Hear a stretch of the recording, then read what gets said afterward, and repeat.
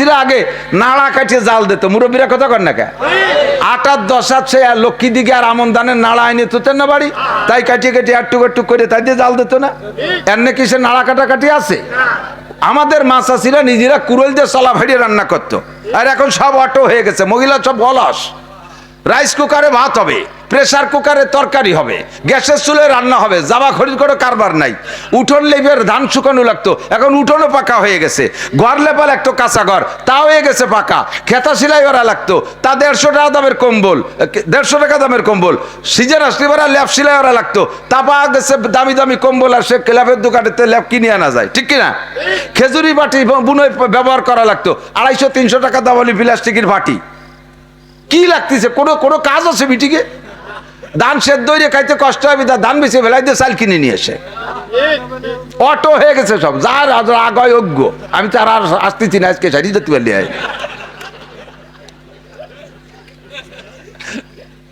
বাস্তব যেটা, সত্য কথা বলেন, সর্বদিক দিয়ে রিটায়ার্ড হয়ে গেছে সাংসারিক কাজ কাম থেকে। পাতা সুরা নাই, লাকড়ি গুছানো নাই, চুলোয় জাল দেওয়া নাই, গরম কিছু করার করি নাই। সব শীতকাল আসলে আগে মাসাসিরাও মুড়ি বাঁচত না, মুড়ি না আগে হলে উড়ুম বাঁচত, ঠিক আছে না? নাই এই আমের গুণ আসলে আমের সময় একবার উড়ুম বাঁচত, উড়ুম বাজাবাজি আছে। এখন সব প্লাস্টিকের মুড়ি কিনে খায়, সব অটো হয়ে গেছে। মহিলাকে কোনো কাম নাই, কাজ নাই, শুধু মোবাইল আর টেলিভিশনের এই একটা কাজ বাকি আছে, ঠিক না? অলস হয়ে গেছে, সব অলস হয়ে গেছে। বলতে বলতে সরে চলে এসেছে অনেক দূরে। আল্লাহু আকবার। তো দোস্ত, এখন মা বোনরা তাদের একাধিক বিয়ের দরকার নাই, শরীয়তে তাদের জায়েজ নাই। তারা দুনিয়ায় যেমন এক স্বামী পাইয়া খুশি থাকবে, জান্নাতের ভিতরে তার স্বামী 1000 বউ পাইলেও দুনিয়ার এই বউটা এই সমস্ত স্ত্রীদের উপরে লিডার, নেত্রী হয়ে থাকবে। বলেন আলহামদুলিল্লাহ। তারা তাতেই সন্তুষ্ট থাকবে, বেশি স্ত্রী তারা, স্বামী তারা চাবে না। পুরুষরা পাবে এরকম। এখন সব জান্নাতীদেরকে আল্লাহ তাআলা ওই কোরআন তেলাওয়াতের মাহফিলের মধ্যে বসাইয়া আল্লাহ তাআলা 72 জন করে হুর, প্রত্যেকের হাতে 2টা করে ট্রে, এক এক ট্রের ভিতরে 70 প্রকারের খাবার। তো 144 গুণ 70 কত হয়? 1000-এর উপরে আইটেম খানা আপনার সামনে দিয়ে আল্লাহ পাক বলবেন কুলু, খাও। এর ভিতরে পানিও আছে, শরবত আছে, মধু আছে, দুধ আছে, অশ্রবু, আর পান করো। আপনি কিছু না খাইয়ে, পান না করে এ সব প্লেট দস্তারখান সামনে অভিমান করে মুখ বন্ধ করে বসে থাকবেন। আল্লাহ পাক জিজ্ঞেস করবেন, পাহাল বাজার তুম্মা ওয়াদা রাব্বুকুম হাক্কা, আমি যা দেব বলে ওয়াদা করেছে আমার মাওলানা নাসির তোমাদের ইসে করপাড়া মাহফিলে বলে আসছিল, এই আমি দেব, সেই সমস্ত আইটেমের খাবার আছে কিনা দেখো। কম আছে যে খাচ্ছ না? সবাই বলবেন আল্লাহ খাবারের আইটেমে কম আছে তা বলছি না, একটা জিনিস কম আছে। আল্লাহ পাক বলবেন কি কম আছে বলো? আমাদের ওখানে হুজুর বলেছিলেন, তুমি নাকি বলেছো হাদিসে কুদসি, ওয়াসসাউমু লি ওয়া আনা আজজি বিহি, রমজানের রোজা রেখেছো বান্দা আমার জন্য, এর প্রতিদিন আমি হাত দেব। আল্লাহ এ সব খাবার তো হুররা দিয়ে গেল, তোমার হাত খান কো? তুমি হাত দিয়ে না খাইলে খাবো না, কন্যা সুবহানাল্লাহ। আল্লাহর হাত দিয়ে খানা খাওয়ার জন্য সব ব্রেক করে বসে রয়েছে, তোমার হাত দিয়ে না দিলি খাবো না। আল্লাহকে ভালো কথা মনে করছিস, এখনই হবে। এবার ওই খানার ভিতরে জান্নাতি রুটি থাকবে, আর জান্নাতি মাছের কলিজা ভুনা থাকবে। এই জান্নাতি রুটি আর জান্নাতি কলিজা ভুনা দিয়ে জিয়াদাতু কাবিদি মিনাল হুতিল জান্নাহ, জান্নাতি মাছের একটা মাছের কলিজার এক পাশে একটু টিউমারের মতো বেরিয়ে গেছে, ওই টুক কাটিয়ে ভুনা করিয়া আল্লাহ তাআলা জান্নাতি রুটি দিয়ে নেলা বানাইয়া, লুকমা বানাইয়া ওই মজলিসে সব জান্নাতির মুখে একবারে উঠাই দেবে। সবার মুখে আল্লাহর হাত, সবার মুখে, সবার মুখে আল্লাহর হাত। কয় যে আল্লাহর হাত কি কয়? সবার মুখে আল্লাহর হাত। আল্লাহর এত হাত কয়তে আসবে? আপনি আজকে আকাশে তো চাঁদ ডুবে গেছে নাকি জানি না, আকাশে যখন সূর্য থাকে, আকাশে সূর্য থাকে, সূর্যটা কয়টা? সূর্য কয়টা? আপনি আপনার থেকে তাকাইলে আপনি দেখেন কি না সূর্যটার পাওয়ার আপনার উপরে পড়ে? তাহলে তো আরেকজনের উপরে পড়ে না। হ্যাঁ, একটা সূর্য কয়জনের সূর্য দেবে? তাই একটা সূর্য আল্লাহ সৃষ্টি, সে যদি সমস্ত মানুষের জন্য যার যার তার তার হয়ে যেতে পারে, আমার আল্লাহ পাক সূর্যের সৃষ্টিকর্তা, আমার আল্লাহর হাত সকলের মুখে একই টাইমে যার যোগ্যতা রাখে কি রাখে না? সবার মুখে জান্নাতি খানা, সবার মুখে জান্নাতি খানা। এই খানা ওই জায়গা খাবেন কারা? গত রমজানে যারা রোজা রাখছেন তারা। বলেন না সুবহানাল্লাহ। রোজা রাখছিলেন তো সবাই? রমজান মাসে যারা রোজা রাখছে তারা ওই ইফতারি খাবে, যারা রোজা রাখে নাই তারা খাবে না। রমজান মাসে আপনাদের এলাকায় মসজিদে কি গণ ইফতারি হয়েছে নাকি? হ্যাঁ, মহল্লা ভিত্তিক গণইফতারি হয় না? যারা যারা রোজা রাখে তারা তো খায়, কিছু কিছু আছে বেরোজাদেরও খায়, আছে না? রোজাদাররা অত ভাব নেয় না, তারা তো রোজাই তাদের চেহারা বোঝা যায়। কিন্তু যারা রোজা রাখে না আবার ইফতারি খাওয়ার জন্য করে, ওরা আসরের পরে এমন ভাবে ব্যক্তি ধরে, ওখানে 2-3 দিন ধরে রোজা। আশাইল গাছ বাগান সহ একটা ভেঙে নিয়ে আসে, এই মেশাক গুনে চোখ উড়ই উড়ই মেশাক ঘুরোই ঘুরোই মেশাক করে, আর ওই জায়গায় যে গলি দেয়, আছে না নাই?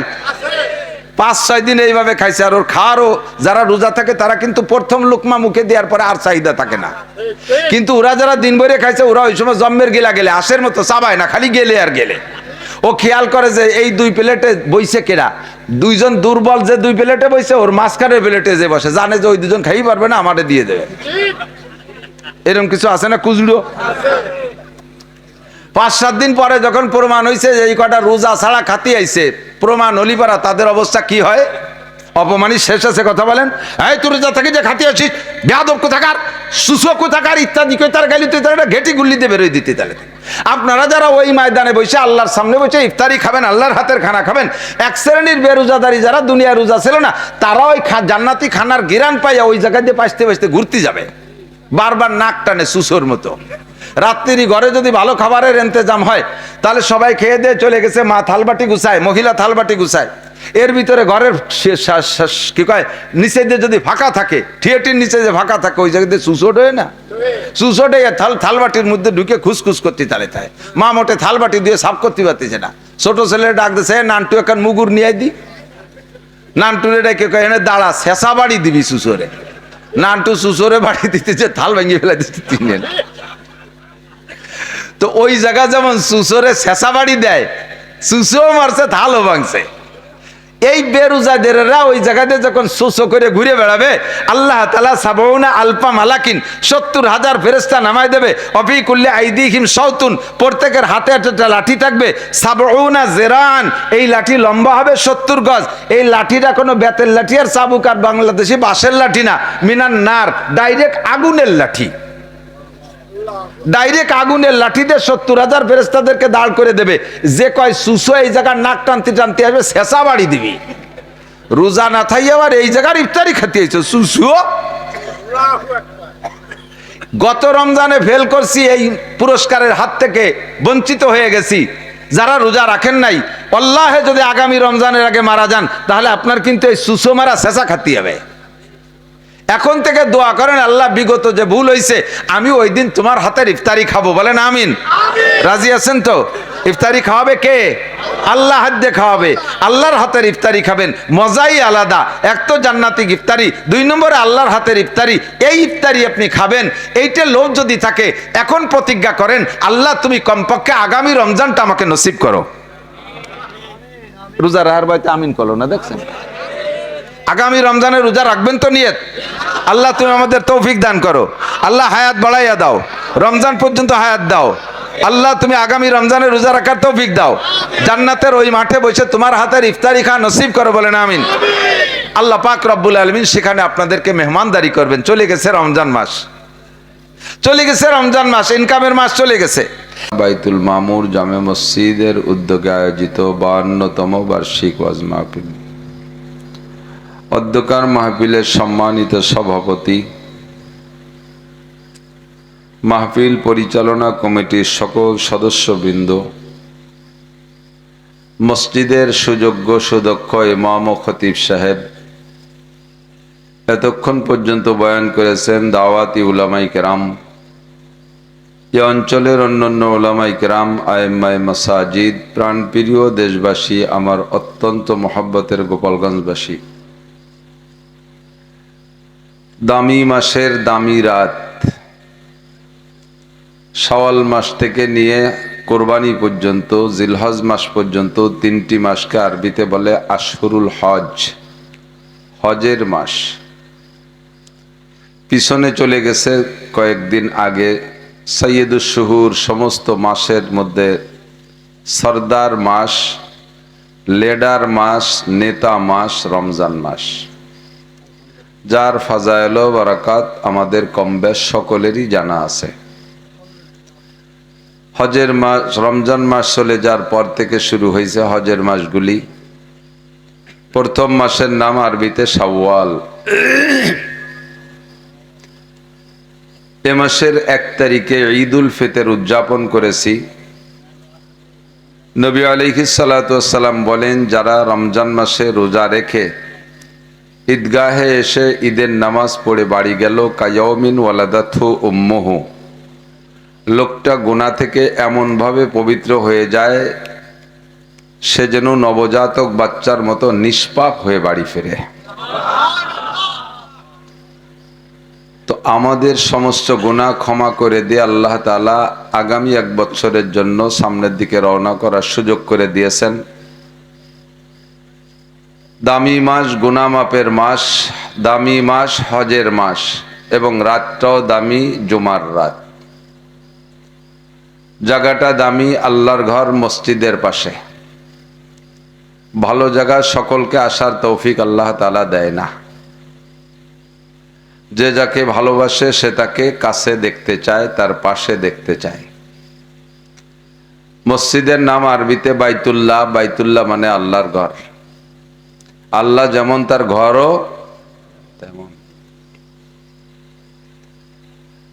তো কাজেই তার পাশে যারা, তার ভিতরে যারা আসতে পারে তারা আল্লাহ পাক রব্বুল আলামিনের খাস মেহমান। এই অঞ্চলের হাজারো লাখো মানুষের মধ্য থেকে বাছাই ছাঁটাই করে আল্লাহ পাক আমাদেরকে ভালোবেসে, মহব্বত করে, চয়েস করে, পছন্দ করে ডেকে নিয়ে আসছেন। এজন্য আমরা শুকর আদায় করি আলহামদুলিল্লাহ। অত্যন্ত সুললিত কণ্ঠের অধিকারী,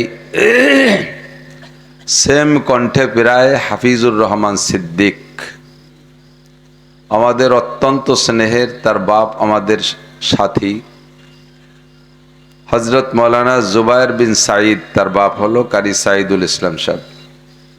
তার বাপের মাদ্রাসায় অনেক মাহফিল আমাকে দিয়ে করাইতো।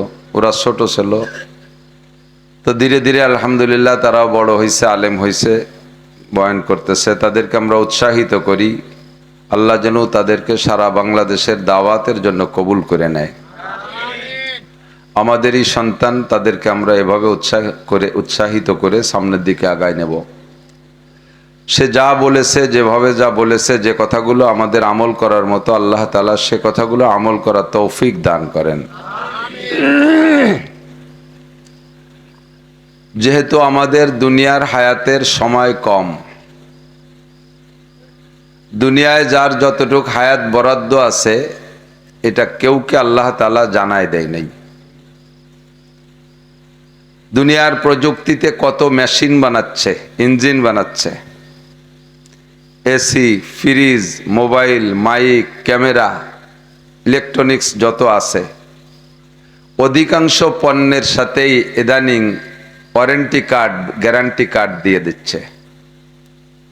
5 বছর, 7 বছর, 2 বছর, 3 বছর, 6 মাস, 1 বছর ওয়ারেন্টি দেয় না?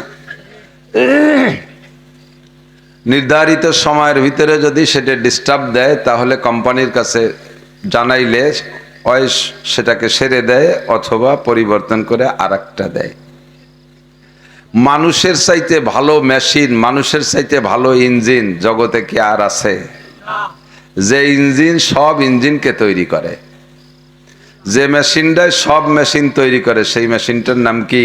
মানুষ মেশিন, ঠিক না? মানুষে সব মেশিন বানায়, আর মানুষ বানায় কে? আল্লাহ। মানুষের বানানো মেশিনের উপরে মানুষে ওয়ারেন্টি কার্ড দিল, আল্লাহ পাক রব্বুল আলামিন নিজের বানানো মেশিনটার গলায় একটা ওয়ারেন্টি কার্ড ঝুলাই দিল না। কেন দিল না? এর হিকমত আল্লাহই ভালো জানে। তো আল্লাহ পাক রব্বুল আলামিন কি উদ্দেশ্যে কি করেছে সব তো বুঝি না। মানুষের জ্ঞান বুদ্ধি দিয়ে আল্লাহর কথাগুলো নিয়ে গবেষণা করে, সেই গবেষণার থেকে যা বের হয় তার নাম তাফসীর। তো সম্ভবত এজন্যই আল্লাহ তাআলা মানুষের হায়াতের ওয়ারেন্টি কার্ড গলায় ঝুলাই দেয় নেই, যে ওই ওয়ারেন্টি কার্ডের মেয়াদ একজনও পূরণ করতে পারবে না। ওই চিন্তায় দুনিয়ার সব কামকাজ ব্যর্থ হয়ে যাবে। আমার আপনার জন্মের সময় যদি গলায় 100 বছরের একটা হায়াতের ওয়ারেন্টি কার্ড ঝুলাই দিত, তাহলে অন্য সব কামকাজ ফেলে রেখে ডেলি ওই কার্ড দেখতে দেখতে সময় শেষ হয়ে যেত। ওরে কপাল, আর 10 বছর, ওরে কপাল, চলে গেল অর্ধেক। এই দুশ্চিন্তায় আর কোনো কিছু করা সম্ভব হতো না, ঠিক না? এসি ফ্রিজ এরা তো ওয়ারেন্টি কার্ড, ওদের কার্ড আমরা দেখি, ওদের কার্ড দেখে তো আর ওরা সার্ভিস বন্ধ করে না। কিন্তু মানুষের গলায় যদি হায়াতের ওয়ারেন্টি কার্ড ঝুলানো থাকতো, ওই দেখে দেখে প্রত্যেক একটা ঘন্টা কমে যাচ্ছে, দুশ্চিন্তায় খাওয়া নাওয়া সব শেষ হয়ে যেত, লাস্টে মেয়াদি পূরণ করা কঠিন হয়ে যেত, সব বাদ হয়ে যেত।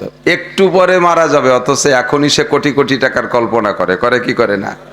ইন্ডাস্ট্রিজের কল্পনা করে, কত কিছু করে, কত কিছু করে। যাইতেছে আমেরিকা, লাখ লাখ টাকা কামাই করবে, কোটি কোটি টাকা ইনকাম করবে। যে বিমানে যাচ্ছে সেই বিমানে যে রাস্তায় অ্যাক্সিডেন্ট করে বিধ্বস্ত হয়ে পুড়ে ছাই হয়ে যাবে তা মানুষ জানে না, অথচ বিমানের মধ্যে বসে বসে কল্পনা করে। এই জন্য আল্লাহ পাক বলেন 5টা বিষয় জানতে দেয়নি তোমাদেরকে, যে জ্ঞান বুদ্ধি বিবেক বিবেচনা দিয়েছে, এতে অনেক কিছু তোমরা পারবা, কিন্তু 5টা জিনিস জানতে পারবা না।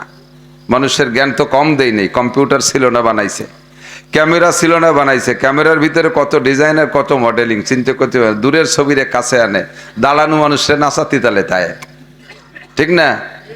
ছবি একজনের আর ভাষা আর একজনের, বক্তব্য দেয় আর একজনের, কি কায়দায় বানাইছে। এ তো সব মানুষের বুদ্ধি। হাঁস ছাড়া ডিম বানাচ্ছে, কি কি আজীব কারবার। হাঁস লাগে না, মুরগি লাগে না, ডিম বানায়। সে ডিমই স্বভাবও এই ডিমের মতোই, বিজলেও আছে, কুসুমও আছে, কড়ইতে দিলি সে তো করে। দেখছেন, শুনছেন, দেখেন না সবাই? ধান ছাড়া চাউল বানায়, কত বিজ্ঞানী এই জায়গায় বসে, এক জায়গায় বসে সারা পৃথিবীর সাথে গল্প করে, যার সাথে গল্প করে তারও দেখে মোবাইল। জায়গায় বসে এমন অস্ত্র মেরে দিতে পারে যে অস্ত্র দিয়ে সারা পৃথিবীকে ধ্বংস করে দিতে পারে, এরকম অস্ত্র বানাইছে মানুষে। মানুষ উড়ে যায় আকাশে, মঙ্গল গ্রহে যায়, চাঁদের দেশে যায়, 6-8 মাইল মাটির নিচে কি আছে উপরে বসে বলে দিতে পারে। আমি আশ্চর্য হয়ে গেছি। যে দিনাজপুর গেছি, ওখানে যে দেখলাম কয়লার খনি, এই পাথরের খনি। এই পাথরের খনিটা কোথায়? মাটির নিচে, 2000 ফিট মাটির নিচে। ইউক্রেনের বিজ্ঞানী ওই জায়গা যাইয়া মাটি হাতে নিয়ে নাকে শুকে দেখে কয়, এই জায়গা মাটির নিচে পাথরের পাহাড় আছে, মাটির নিচে পাথরের পাহাড়। বের করার যে পদ্ধতি তা আমি বলে বুঝাইতে পারবো না। 2000 ফিট মাটির নিচে বানাইছে, লিফট বানাইছে। মাত্র 2 মিনিটের ভিতরে 2000 ফিট মাটির নিচে মানুষ চলে যাচ্ছে। ওখানে যাইয়া সেই পাথরের পাহাড়ের গায়ে বোমা সেট করে আসে, মেটার বোমা সেট করে দিয়ে উপরে এসে এখানে এসে রিমোট চাপে ওই বোমা বাস্ট হয়। বাস্ট হয়ে পাথরের বিরাট বিরাট খান খান করে টুকরো টুকরো হয়ে বের হয়। এরপরে সে মাটির নিচে থেকে উপর পর্যন্ত আবার রেল লাইন বানাইছে। সেই রেল লাইনে বগি আছে, এবার ওই জায়গা যাইয়া নিচের থেকে সেই পাথরগুলো বগির মধ্যে উঠে দেয়, আর সেই রেলগাড়িতে ট্রেনে উপরে উঠে নিয়ে আসে। এইটা এনে উপরে মেশিনে ভেঙে টুকরো টুকরো করে আমাদের এই সমস্ত রাস্তাঘাট বানাচ্ছে। কত বুদ্ধি, কিভাবে টের পাইলো ওই জায়গা যে এভাবে আনা যায়। আল্লাহ কয়, যত বুদ্ধি থাকুক তুমি জেনে নাও, আমা উতীতুম মিনাল ইলমি ইল্লা কালিল। আমি আল্লাহ পাক রব্বুল আলামিনের বিশাল জ্ঞানের ভান্ডার থেকে তোমাকে একটু যারা দিছি, একটু যারা মানে খুব সামান্য দিছি, একলি অত ভালো শোনা যায় না, একটু যারা দিছি, একেবারে সামান্য দিছি, তাই দিয়ে তুমি এত নিচের এত কিছু জানো। মঙ্গল গ্রহে যাও, চাঁদের দেশে যাও, মধ্য আকর্ষণে স্টেশন বানাও, এত কিছু তুমি পারো। বিমান আকাশে ওড়ে, তেল ফুরিয়ে গেছে, নিচের থেকে তেল দেয়, ওই উড়ন্ত আকাশের বিমানের মধ্যে ঢুকে যায়। আমেরিকা আলা যে যুদ্ধ বিমান পাঠাইছে ইসরায়েলে, সেগুলো আকাশ দিয়ে ওড়ে, তেল ফুরিয়ে যায়, নিচের থেকে ট্যাঙ্কির মধ্যে তেল দেয়, আর ওই জায়গা এই জায়গা থেকে সুইজি বাটনে চাপ দেয়, আর সে বিমানের ট্যাঙ্কির মধ্যে তেল ভরিয়ে যায়। কোন কায়দা? যাওয়ার সময় কোন ভাগ দিয়ে যাচ্ছে দেখাও যায় না, যদি দেখা যাচ্ছে তেল যাচ্ছে, পথে আমরা টপ ধরে আটকায় রাখতে পারি। কি কায়দা! জাপানের থেকে টাকা পাঠায়, আমেরিকা থেকে টাকা পাঠায়, এই বাংলাদেশের মোবাইলের মধ্যে ঢোকে না। এই টাকা উড়িয়ে আসতেছে, যদি দেখা যেত তাহলে পথে জাল ভাইতে ধরে রাখতো না মানুষ। কোন ভাগ দিয়ে ঢুকে, কি বুদ্ধি! আল্লাহ কয়, একটুক বুদ্ধি পেয়ে তুমি খুশিতে ফেটে পড়তেছো। তুমি জেনে রাখো, আমা উতীতু মিনাল ইলমি ইল্লা কালিল, আমার মহা এলেমের সাগর থেকে তোমাকে অতি সামান্য একটু দেয়া হয়েছে। মাঝে মাঝে বলি, সূরা কাহাফের ভিতরে আজীব কয়েকটা ঘটনা, তন্মধ্যে হযরত মূসা আর খিজির আলাইহিস সালামের ঘটনা খুব আজীব আশ্চর্য ঘটনা। মুসা আলাইহিস সালাম একবার 6 লক্ষ বনি ইসরাইল ওনার উম্মত নিয়ে ওয়াজ করতেছে। উনি তৌরাতের হাফেজ, কোরআন শরীফ 30 পারার, তৌরাত 1000 পারা, বলি না সুবহানাল্লাহ। 1000 পারা তৌরাত। কোরআন শরীফের এক এক পারায় কয় আয়াত? সব পারায় সমান আয়াত না, বেশ কম আছে, সব মিলাইয়া 6666, এইটুকু আমরা বলি। আর তৌরাতের এক এক পারায় 1000 আয়াত, 10 লক্ষ আয়াত বিশিষ্ট তৌরাত কিতাব, 10 লক্ষ আয়াত। তো 10 লক্ষ আয়াতের হাফেজ ইনি যদি বয়ানে বসে তাহলে কি পরিমাণ এলেম তার বয়ানের ভিতরে বের হয়। তে একেবারে দিদার সে বয়ান করতেছে আর আয়াত দিয়ে দিয়ে দলিল দিচ্ছে। উম্মতের মধ্যে একজন খুশিতে জজবায় বলে ফেলাইছে, ইয়া মুসা মান হুয়া আলামু ফিদ দুনিয়া মা সাওয়াল্লাহ। মুসা, আপনার চেয়ে বড় আলেম কি দুনিয়া আর আছে আল্লাহর দুনিয়ায়? কে সবচেয়ে বড় আলেম জগতে? মুসা আলাইহিস সালাম বলেন, আনা আলামু ফিদ দুনিয়া মা সাওয়াল্লাহ। এ দুনিয়ায় আল্লাহর সৃষ্টির ভিতরে সবচেয়ে বড় আলেম আমি। মুসা আলাইহিস সালাম বলে ফেলাইছে। আল্লাহ পাক রব্বুল আলামিন যে যেমন ব্যক্তি তাকে কিন্তু সেভাবেই শিক্ষা দেয়। আরবিতে বলে হাসানাতুল আবরার সাইয়্যাতুল মুকাররাবিন। একটা কাজ সাধারণ পাবলিকে করলে ইবাদত হবে, আর ওই কাজটা বড়রা যোগ্য আল্লাহর মকবুল ওলি আল্লাহ বান্দা যারা, তারা ওই কাজটা করলে ইবাদত হবে না। সাধারণ পাবলিকে করলে ওটা প্রশংসিত কাজ, অতটুক কাজ আলেম উলামা করলে আল্লাহ খুশি হয় না। যেমন আপনারা সাধারণ পাবলিক যারা আছেন তারা সুযোগ পাচ্ছেন, আপনারা যদি সারা জীবন ভরে কোনোদিনও তাহাজ্জুদের নামাজ না পড়েন, এক্সট্রা কাওয়াবিন না পড়েন, কিয়ামতে আপনাদের জান্নাতে যাইতে 1 সেকেন্ডও দেরি হবে না যদি শুধু দৈনন্দিন 5 ওয়াক্ত নামাজ ফরজ মোটা মোটা ইবাদতগুলো আপনারা করেন, তাতে আপনারা জান্নাতি। শেখ সাদি রহমতুল্লাহ আলাইহি বলেন, আমিও না দা পরিশা রোজগার বেজে দানেশমন্দ না পরহেজগার। সাধারণ পাবলিক দৈনন্দিন ফরজগুলো পালন করা ওই ব্যক্তি আল্লাহর কাছে অত প্রিয়। একজন বড় আলেম যদি বড় আলেম যদি অট্টুক কাজ করে, সে আল্লাহর কাছে অত প্রিয় হতে পারে না। তাফসীরে মারিফুল কুরআনের ভিতরে মুফতি শফি সাহেব রহমতুল্লাহ আলাইহি লেখেন, आलेम अगर तहज्जुद ना पढ़े, ख्याल कर सुनें, आलेम अगर तहज्जुद ना पढ़े तो आलेम दरकिनार वो मुसलमान ही नहीं रहेगा। आलेमरा यदि तहज्जुदेर नामाज ना पढ़े, आलेमरा यदि तहज्जुदेर नामाज ना पढ़े तो आलेम तो दूरेर कथा मुसलमानই থাকে না। অথচ এই ঘোষণা সাধারণ পাবলিকের জন্য না। যে যেমন ব্যক্তি তাকে সেভাবে আল্লাহ তাআলা শিক্ষা দেয়। আমরা সামনে কোনো কাজ করব, এর জন্য আমরা কি বলবো? ইনশাআল্লাহ। কি বলবো? কোরআন শরীফের শিক্ষা হয় সূরা কাহফের ভিতরে, ওয়ালা তাকুলান্না লিশাইইন ইন্নী ফাইলুন যালিকা গাদা ইল্লা আইয়াশা আল্লাহ। সামনে কোনো কাজ করবা, এইটার জন্য তুমি ইনশাআল্লাহ বলবা, ইনশাআল্লাহ ছাড়া বলবা না। আমি এটা করব, ওটা করব, সেটা করব। আমার এবার ভোট দিয়ে দেখেন কি করে ছেড়ে দেই। আমরা রাস্তাঘাটে খাল বানায় দেবো, 12 মাস কাল নৌকো বেয়ে বেড়াবেন, আসমান ভেঙে জমিনে নামাবো, লাঠির মধ্যে মুগুর ভরবো, আমার পরিচয় গরিব দুঃখীর দরজায় পাবেন। একবারও ইনশাআল্লাহ কয় না, সব উনি করিয়ে দেয়, ঠিক না? লাস্টে ভোট দিছি, উনি যে জেলখানায় বসে দিছে। তো তুমি যা যা করবা তা কবে করবা? এবার জেলখানায় বসে কয় ইনশাআল্লাহ বের হলে করব। একজন গাই কিনবে, তা বউর সাথে মশারা করে কয় দোয়া গাই কিনে আনবো, সাড়াবিটের হাটে যাবে। আগে সাড়াবিটের হাটে যে মুরব্বীরা চেনে, যশোর যাইতে বাদে সাড়াবিটের হাটেতে গাই কেনে।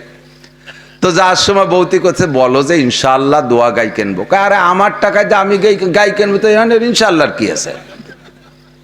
কয় আটে বাজারে পকেট মার আছে। কয় টাকা যে জায়গা থুইছি পকেট মার কেন? ওর বাপও যাবে না সে জায়গা। নিচেই পড়ছি ফুল প্যান্ট, তার নিচে পড়ছি জাঙ্গিয়ে, তার উপরে পড়ছি লুঙ্গি। সে জাঙ্গিয়ের তল পকেটে তুইয়া সেফটিন দিয়ে আটকাই দিছি। ও জায়গা সরে আর দেবে কি রে? চোরের কাছে মারে ভাত আছে, টাকা কোন জায়গা চোরে জানে। গাই একটা দাম দর ঠিকঠাক করিয়া টাকা দেবে, এর ভিতরে হাতে দেয় যে গোবর মাহানো। ওই চোররা মাহাই দিছে। চোরে কাকা কাকা পকেটে হাত দিয়ে নাতে গোবর, আসেন দোয়াই দিই। 5-7 চোর একসাথে কলের দ্বারে নিয়ে একজনে কল চাপে, আর কয়জনে দুইজনে হাত ধোয়, আর পিছন দিয়ে দুইজনে অপারেশন করে। কুজো হয়ে হাত ধরছে, তল ভাসতে কাটি বার হয়ে নিয়ে গেছে। হাত ধুয়ে পকেটে হাত ধরছে, তল দিয়ে হাত বার হয়ে গেছে। কি হলো? টাকা গেল কোন জায়গায়? সব নিয়ে গেছে। এখন গাই কিনতে পারে নাই, গাই কিনতে না পারিয়া বাড়ি চলে আসছে। গাই কিনতে যখন পারে, গাইড টাকাও নাই, ভাড়ার টাকাও নাই। সে সাড়াবিটের রাতে তাইটি আসতে রাত বেজে গেছে 11। একটু আগে বসেন, একটু আগে বসেন। কথা না বলি, কথা এসে গেছে বলতেছে, একটু কিছু সালাত লাগে মাঝে মাঝে, খেয়াল। বসেন, বসি, তাড়াতাড়ি বসে পড়ি। তো ওই লোক বাড়ি আইসে এবার রাত 11টা-12টা বাজে গেছে। এখন লজ্জাতে তো বোর সাথে দেখা হতে লজ্জা লাগতেছে। বাইরে আইসে দরজা খটখটাচ্ছে, বৌতি কয় কে? এখন কয় ইনশাআল্লাহ আমি। ইনশাআল্লাহ কি খবর গাইকো? কয় ইনশাআল্লাহ কিনি নেই। কেন কেনে না? কয় ইনশাআল্লাহ টাকা চোরে নিয়ে গেছে। এখন সব জায়গায় ইনশাআল্লাহ। সময় মতো ইনশাআল্লাহ কইলে এখন আর চোরে টাকা নিত না। টাকার দায়িত্ব কার হাতে যেত? আল্লাহ পাকের দায়িত্ব। কখনো কোনো কাজ সামনে ইনশাআল্লাহ ছাড়া বলবো আমি কিছুই পারি না, আমি কিছুই পারি না। তো নবী আলাইহিস সালাতু ওয়াস সালামের কাছে কাফেররা এসে জিজ্ঞেস করছে, মুহাম্মদ 3টে প্রশ্নের জবাব দিতে পারলে তোমাকে নবী বলে স্বীকার করব। বলো 3টে কি?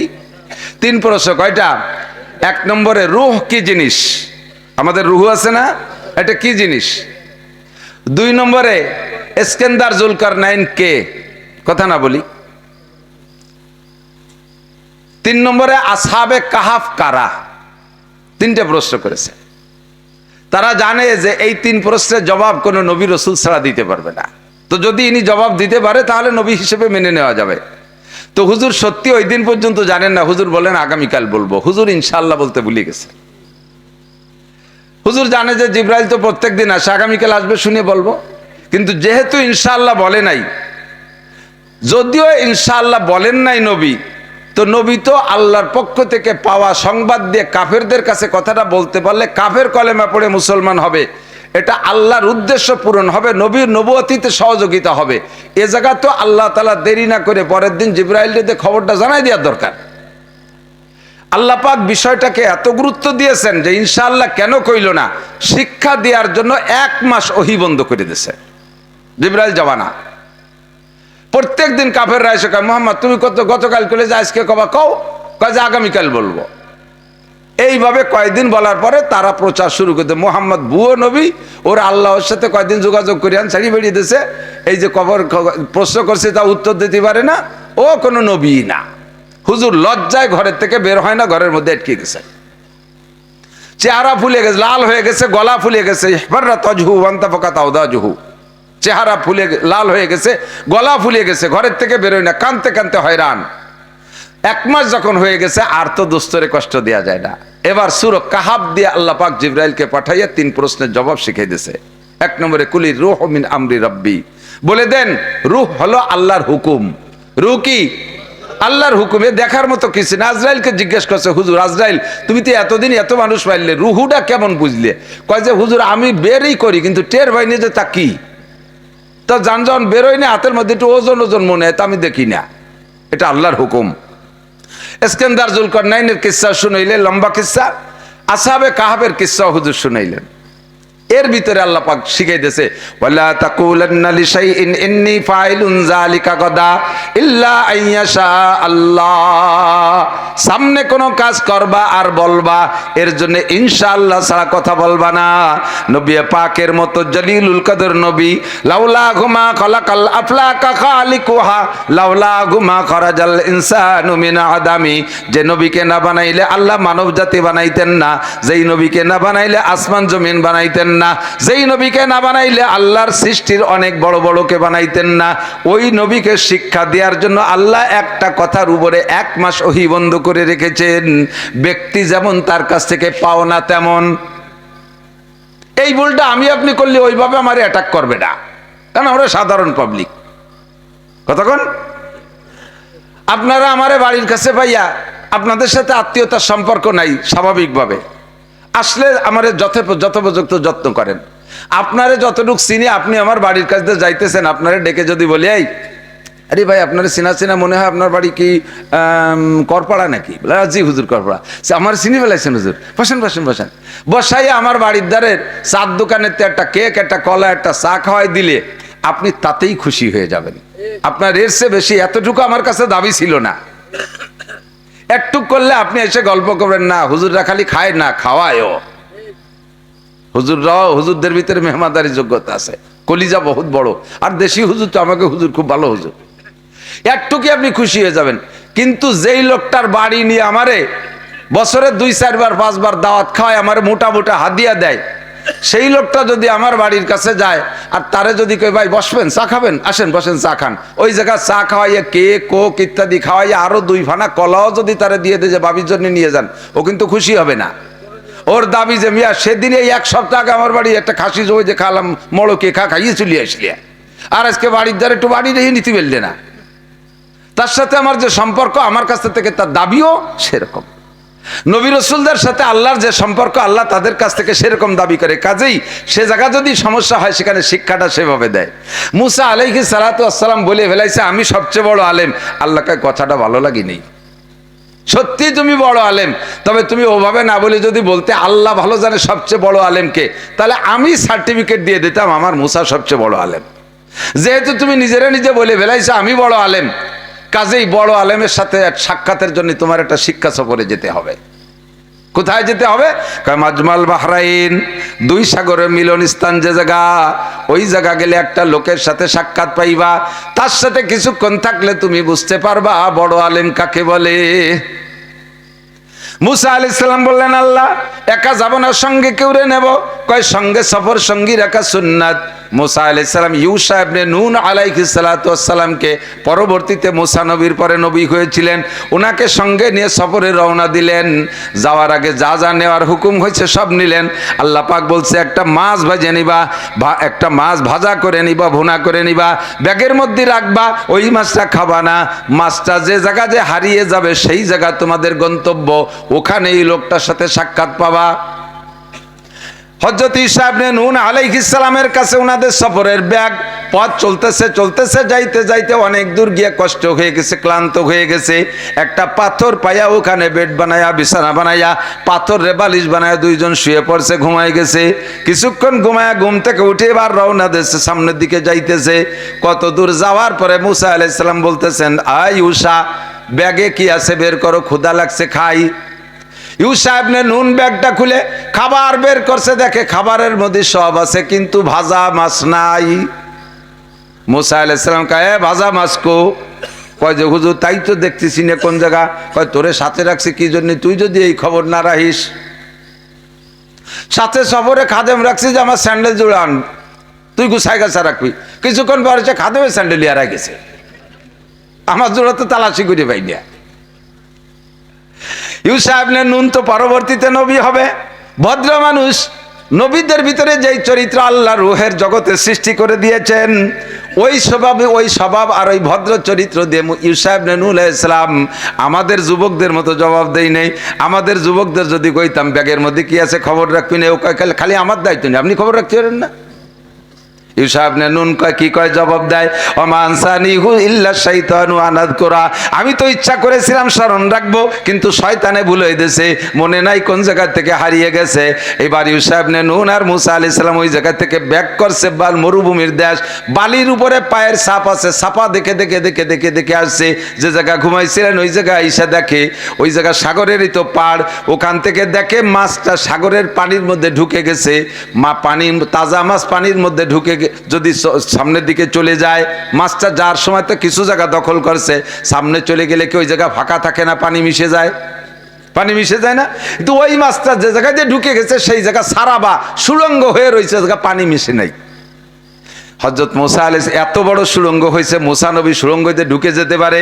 ইউসা ইবনে নুনকে বিদায় দিয়েছে, যাও তুমি যাও, এখন আর তোমার আমার সাথে থাকা লাগবে না।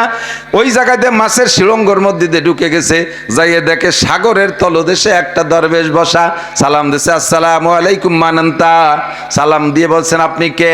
উনি বলেন আনা খিজির। অমানান্তা আপনি কে? কানা মুসা বনি ইসরাইল, আমি বনি ইসরাইলের নবী মুসা। কি ব্যাপার, কি জন্য আসছেন? আমি আপনার সাথে কিছুক্ষণ সফর করব। হযরত খিজির আলাইহিস সালাম বলতেছেন ইন্নাকা লান তাস্তাতিয়া মাইয়া সাবরা, ও মুসা তোমার সম্পর্কে আমি জানি তুমি ঘন কথা কওয়া পার্টি, তুমি ধৈর্য ধরতে পারো না, তোমার মধ্যে অধৈর্যের পরিমাণ বেশি, কাজেই আমার সাথে থেকে তুমি বেশিক্ষণ টিকতে পারবা না। মুসা আলাইহিস সালাম বলেন ইনশাআল্লাহ পারবো। ওখান থেকে বের হয়ে আইসে এবার সাগরের পাশ দিয়ে কত দূর হাঁটছে, হাঁটার পরে সাগরের থেকে একটা শাখা নদীর পাশ দিয়ে চলে গেছে, ওই নদীর পাশ দিয়ে হাঁটছে।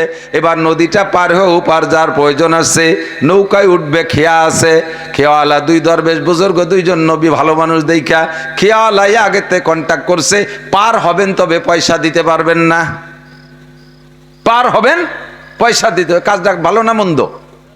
ভালো কথা না? পার হবেন পয়সা দেবেন না। শুনে মুসা আলাইহিস সালাম বলে আশ্চর্য, এত বড় নদী পার হবো, এতে পয়সা নেবে না? লোকটা তো অত্যন্ত ধার্মিক ভদ্রলোক।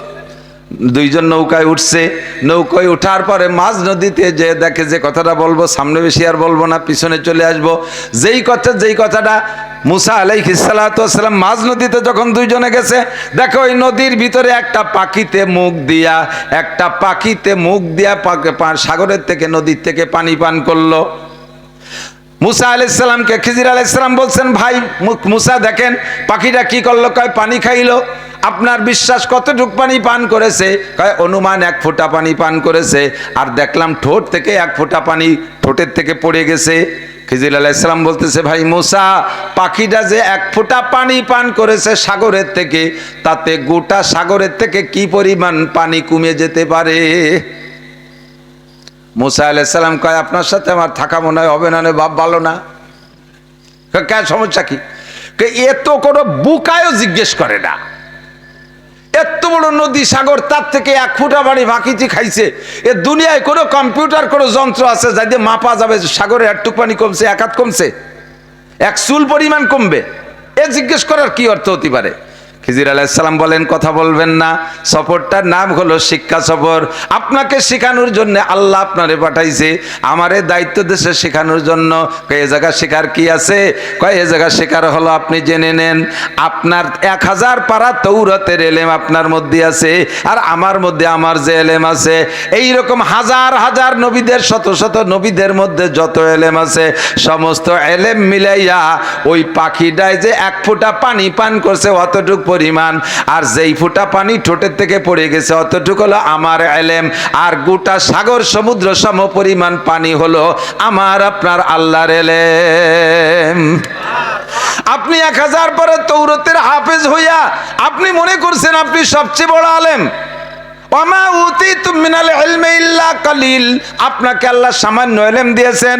ও দুনিয়ার বিজ্ঞানী, হে দুনিয়ার পণ্ডিত, হে দুনিয়ার ডক্টর, ইঞ্জিনিয়ার, বিজ্ঞানী যারা আছো, যত আবিষ্কার করো আমার আল্লাহর ইলমের সামনে তোমার ইলম একেবারে জাররা পরিমাণ তার চাইতেও কম। ঠিক না? তোমাকে অনেক কিছু আবিষ্কার করার ক্ষমতা দিয়েছি, 5টা জিনিসের কাছে তুমি যাইতে পারবে না। 1 নম্বরে ইন্নাল্লাহা ইনদাহু ইলমুস সাআহ, দুনিয়া ধ্বংস হবে, কিয়ামত হবে কবে, এইটা তোমরা কেউ কইতে পারবে না, তোমরা কেউ বলতে পারবে না দুনিয়া ধ্বংস হবে কবে। 2 নম্বরে কোন মেঘে বৃষ্টি নামবে, এইটা শিওর সংবাদ কেউ দিতে পারবে না, সম্ভাবনা কইতে পারবা, শিওর সংবাদ দিতে পারবে না। 3 নম্বরে কোন নারীর পেটে সন্তান আছে, এটা কেউ কইতে পারবে না, বাচ্চা পেটে আসার পরে মেশিন দিয়ে দেখে বলতে পারো, তবে আমি আল্লাহ বাচ্চা পেটে আসার আগেও জানি ওই মহিলাটার গর্ভ ধারণ করার ক্ষমতা আছে না নাই, কয়টা কন্যা সন্তান আছে, কয়টা পুত্র সন্তান আছে, নাকি মোটেই নাই, সব জানে কে? ইয়াহাবুলি মাইয়াশাউ ইনাসা ওয়া ইয়াহাবুলি মাইয়াশাউ যুকুর আও ইউযাওবিজুহুম যুকরানা ওয়া ইনাসা ওয়া ইয়াজআলু মাইয়াশাউ আকীমা। যাকে খুশি ছেলে আল্লাহই দেয়, যাকে খুশি মেয়েও আল্লাহই দেয়। জোরে বলেন, ছেলে মেয়েকে দেয়। আবার অন্তর থেকে বলেন, সত্যি কথা বলেন, কে দেয়? না, ভেজাল আছে। ছেলে মেয়ে কে দেয়? ছেলে দেয় আল্লাহ, মেয়ে দেয় বৌতি। আরে হয় তো বেশি বেশি মাই হলি বৌডারে বাড়িউন কে? মাইয়া যদি আল্লাহরই হাত হয় তা বউ মারেন কে? যদি কোনো বেটার বোর বেশি কোনো কোনো মেয়ে হয়, ছেলে না হয়, শ্বশুর শাশুড়ি ও ওই বউডারে কোণঠাসা করে রাখে, সংসারের ভিতর ওর চাপের মধ্যে রাখে, ওরে মোটে চোখ পাইতে দেখতে পারে না। সন্তান হইলে, পুত্র সন্তান হইলে বাপের চাইতে মা খুশি হয় বেশি, কারণ সব সন্তানের ভিতরে সন্তান 2 প্রকার, কন্যা আর পুত্র। কন্যাগুলো বাপের দলে চলে যায়, আর পুত্রগুলো মার দলে চলে যায়। সাংসারিকভাবে একটা রাজনীতি চলে, ঠিক না? একটা দলাদলি আছে না? আপনি আপনার স্ত্রীর গায়ে হাত দিয়ে দেখেন, ছেলেগুলো বড় হলি, ছেলেরা কি করে, ওরা তো গায়ে হাত দেয় না, কিন্তু কথা কয়। আব্বার কোনো বোধ বুদ্ধি নাই। আপনি কি কি বলে আমার মার গায়ে হাত দিলেন? যদি আজকে আপনি আব্বা না হতেন তাহলে দেহায় ছাড়িয়ে দিতাম। আর বেশি মাত্রাগুলো তো বুড়োরে গেটি ধরে তবলিগি হটায় দেয়, ঠিক না? মাইয়েগুলো কি এর ওই সময় আপনি যদি আপনার স্ত্রীকে মারেন, মেয়েগুলো কি করে? মেয়েগুলো যাই ওর মারে রাগ করে, তুমি বুড়ো হয়ে গেলে বাতাসে বোঝো যে আব্বা একটু খ্যাটখেটি। তা কোথায় কোথায় অত তর্ক আর কি দরকার? ওরা চলে যায় বাপের দলে, আর ছেলেরা চলে যায় মার দলে। সেই মাইয়ে বেশি হওয়ার কারণে তুমি আবার বউরে টর্চারিং করো, তাহলে তোমার ইমান নাই। সন্তান যে আল্লাহ দেয় এ কথা খালি মুখে কয়, এ কথা তোমার অন্তরের কথা না, ঠিক কিনা?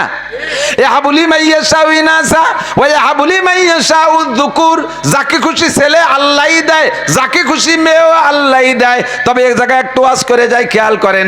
আল্লাহ নবী বলেন, যাকে আল্লাহ তাআলা পরপর 3টে কন্যা সন্তান দান করে, আল্লামাহুন্না ওয়া আদ্দাবাহুন্না, আর মেয়েগুলোকে দ্বীনি ইলম শিক্ষা দেয়, আদব আর ভদ্রতা শিক্ষা দেয়।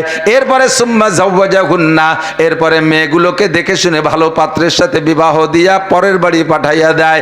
ফুতিহাত লাহু আবওয়াবুল জান্নাহ, এইরকম আব্বার জন্য জান্নাতের 8টা দরজা খোলা।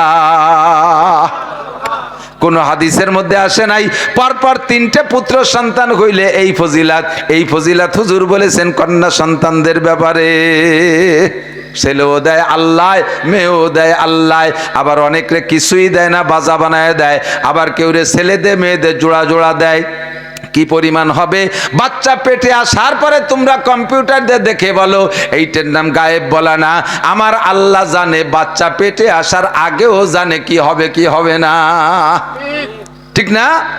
যদি এইটি আল্লাহ জানায় দিত আগেতেই, মেয়েদের জন্মের সাথে সাথে তাদের ফিটি টিটি কোনো জায়গায় লিখে দিত যে তোমার 3টে মাইয়ে 5টা সাল হবে, এরকম যদি লেখালেখি হতো, তাহলে যাদের খালি মেয়ে হবে তাকে গায়ে লেখা থাকতো তোমার 7টা মাই হবে। এই গায়ে যদি কোনো মহিলার গায়ে লেখা থাকতো যে তোমার 7টা মাই হবে, তাহলে ওই মেয়েটারে কেউ বিয়ে হতো? ওই খালি ভাটির বাচ্চা হবে, বাড়ি নিয়ে লাভ নাই, ঠিকই ঠিক না? যদি কোনো মেয়ের বাজা হবে, ছেলে মেয়ে হবে না, এ যদি তার গায়ে লেখা থাকতো, তাহলে কি ওই মেয়েটার বিয়ে হতো? এজন্য আল্লাহ তাআলা তার মারেফাত ভিতরে রাখা, গোপন রাখা, এটা জানতে দেয় নাই। 4 নম্বরে ওয়ামা তাদরি নাফসুম মাযা তাকসিবু গাদা, একটু পরে কে কি ইনকাম করবা, কে কি কামাই করবা, কে কি খাইবা, কেউ কইতে পারবা না। সামনের পর দামি দামি নিজের করা বাজারে দামি দামি মাছ গোছ রান্না হয়ে গেছে, প্লেটে মাখা এনেছেন, লুকমা মুখে দেবেন, এর মধ্যে শুনছেন আর্মিতে বাড়ি ঘিরে ফেলাইছে আপনি, আমলিগির একজন মোটামুটি নেতা, আর কি ভাত গালে যাবে?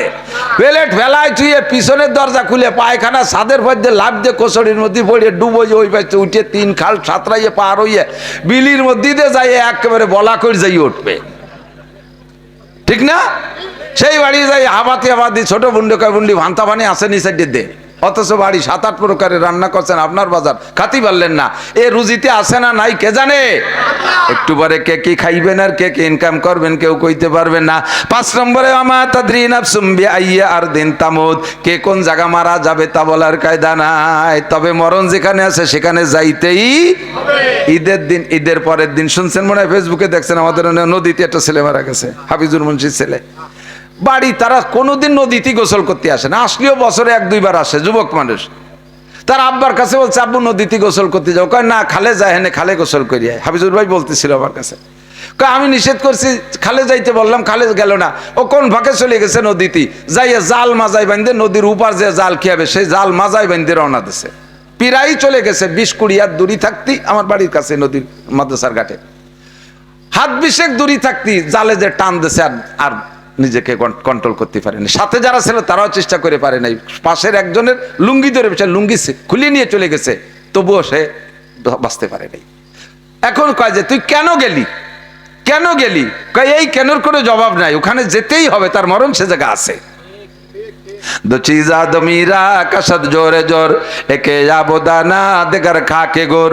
দুইটা জিনিসে মানুষকে গন্তব্যে নিয়েই ছাড়ে, একটা হলো রুজি আর রুটি, আর একটা হলো কবরের মাটি, ওখানে তাকে যাইতেই হবে। আমাল হায়াতুদ দুনিয়া ইল্লা কালিল, এ দুনিয়ার জিন্দেগি একেবারেই সামান্য, একেবারে সামান্য। কার কতটুক হায়াত আছে আমরা কেউ জানি না। যে যতটুক আজকে পর্যন্ত বেঁচে আছেন, ধরে নেন আপনার আমার নামে এতটুক হায়াতি বরাদ্দ ছিল, আজকে ফজর পর্যন্ত বাঁচবো বলে কোনো গ্যারান্টি নাই। একটু একটু সাক্ষী দেন, ঠিক কি ঠিক না? কোন বাহাদুর আছেন গোপালগঞ্জে, কোন নেতার মধ্যে বসা আছেন যে আমি ফজর পর্যন্ত বেঁচে থাকবোই? বলেন তো একজন। আজরাইল আমাকে বাড়ির দ্বারে আসতে দেবেন, আমরা 7 ভাই তাগড়া তাগড়া ডাল সটকি নিয়ে দাঁড়ায় থাকবে, পারবেন? যদি কয় তুই ক যে আমি মরবো না, সকল পর্যন্ত বাইসে থাকবো, খালি ক মুখ দে, তোরে মারবো এই জায়গা ফেলায়, তোর বাড়িও যাই দেবো না, হতে পারে? কাজে এই জায়গাটা বড় বিপদ। এই জায়গা আমরা কেউ জানি না কে কতক্ষণ বাঁচবো জানি না। দুনিয়ার হায়াত একেবারে কম, আখিরাতের হায়াত হলো অরিজিনাল হায়াত। আল্লাহ কাবা ইন্নাদ দারাল আখিরাত লাহিয়াল হায়াওয়ান, আখিরাতের হায়াতই হলো হায়াত। এ যুবক আমার দিক তাকাও, পাগলামি করো না। আসল হায়াত আখিরাত। দুনিয়ার হায়াত আজ আছে কাল নাই।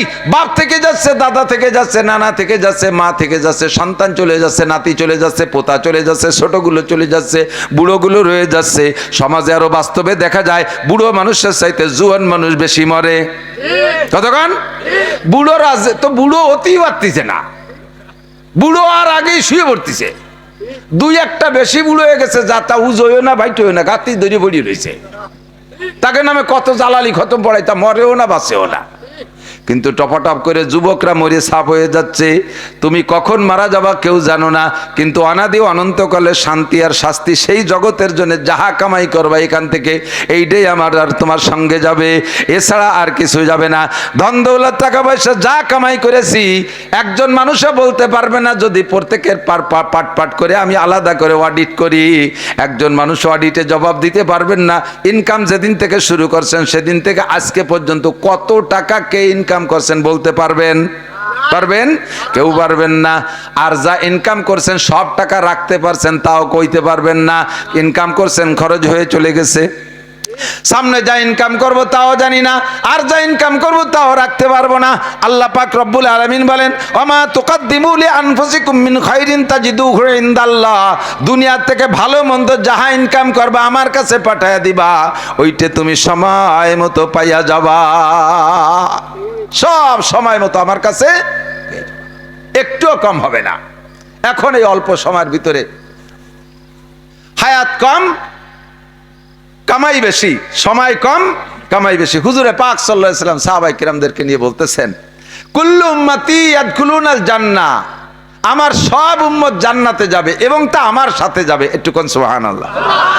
সব উম্মত জান্নাতে যাবে এবং হুজুরের সাথে যাবে। আপনারা খুশি না? খুশি। হ্যাঁ, বেহেশতে তো যাবই, সাথে যাব নবীর সাথে। 8টা জান্নাতের মধ্যে ফেরদাউস সবচেয়ে শ্রেষ্ঠ জান্নাত, আর নবী যাবেন জান্নাতুল ফেরদাউসে। তাহলে নবীর সাথে যারা যাবে তারাও জান্নাতুল ফেরদাউসে। আপনারা ফেরদাউসে নুজুল, কুরআন শরীফের ভিতরে অনেক জায়গা আছে, আপনাদের জন্য জান্নাতুল ফেরদাউসের ভিতরে মেহমানদারি হবে। মৌলানা বলছে না, হযরত আইয়ুব আলাইহিস কি বলে, হযরত দাউদ আলাইহিস সালাম সূরা তাহা তেলাওয়াত করে শোনাবে, হুজুর আলাইহিস সালাম ইয়াসিন শোনাবে, আল্লাহ পাক সূরা আর রহমান তেলাওয়াত করে শোনাবে।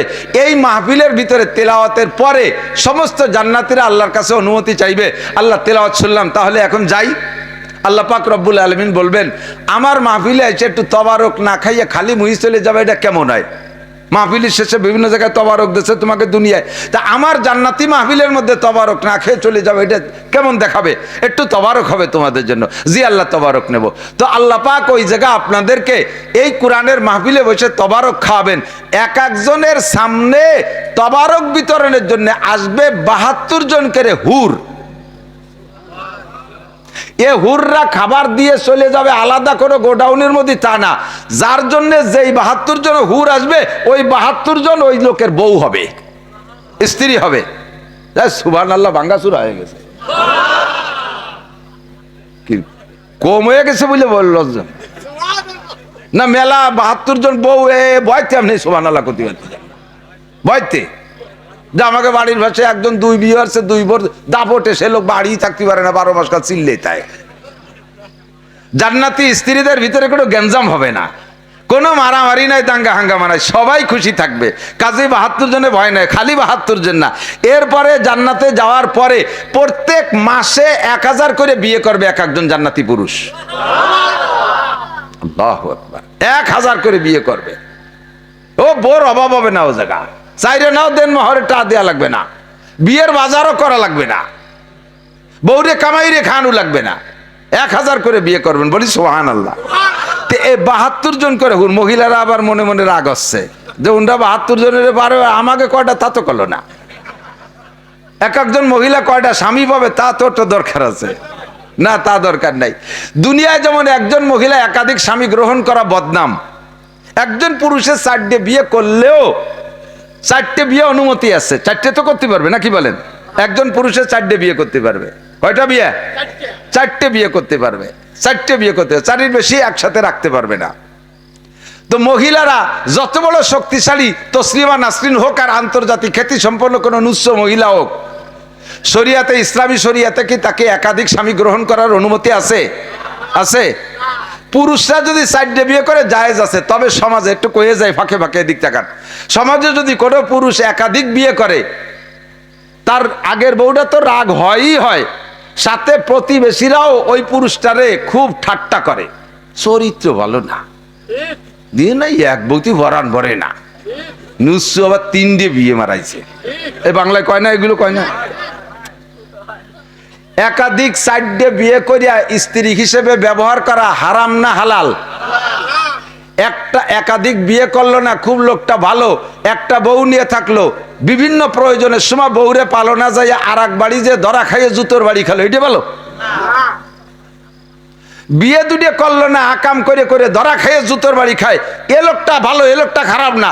আর একটা লোক 4টে বিয়ে করে চরিত্র নিয়ে স্ত্রীর ভিতরে থাকলো, সীমাবদ্ধ থাকলো, এই লোকটার চরিত্র ভালো না, এই বলে আমরা তারা ঠাট্টা করি, এই বলে তারা আমরা ব্যঙ্গ করি। এটা দারুণ শরীয়ত বিরোধী কথা যে একাধিক 4টে বিয়ে করছে। যদি আল্লাহ তাআলা তাদের তৌফিক দেয়, সুযোগ দেয়, কেন করবে না? 4টে গুণ থাকলে বিয়ে করতে পারে 4টে। কয়টা?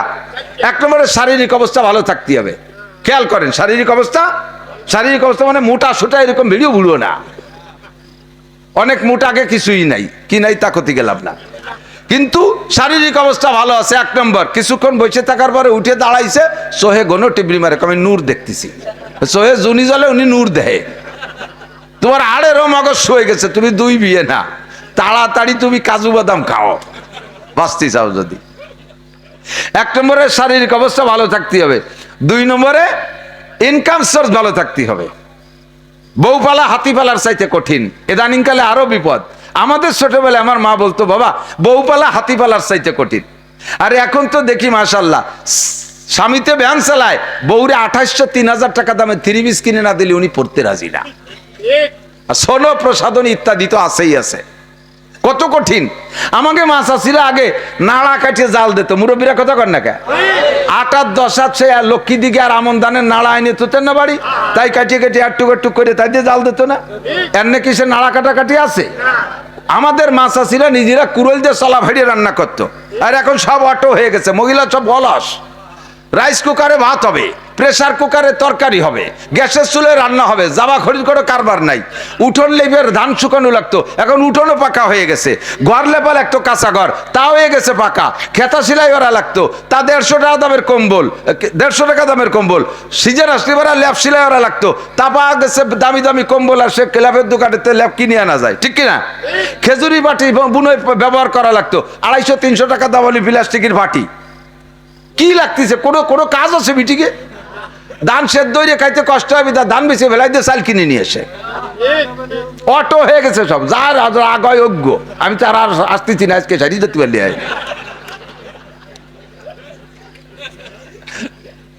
বাস্তব যেটা, সত্য কথা বলেন, সর্বদিক দিয়ে রিটায়ার্ড হয়ে গেছে সাংসারিক কাজ কাম থেকে। পাতা সুরা নাই, লাকড়ি গুছানো নাই, চুলোয় জাল দেওয়া নাই, গরম কিছু করার করি নাই। সব শীতকাল আসলে আগে মাছাছিরা মুড়ি বাঁচত না, মুড়ি না আগে হলে উড়ুম বাঁচত, ঠিক আছে না? নাই এই আমের গুণ আসলে আমের সময় একবার উড়ুম বাঁচত, উড়ুম বাজাবাজি আছে।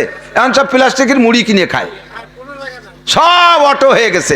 মহিলাকে কোনো কাম নাই, কাজ নাই, শুধু মোবাইল আর টেলিভিশনের এই একটা কাজ বাকি আছে, ঠিক না?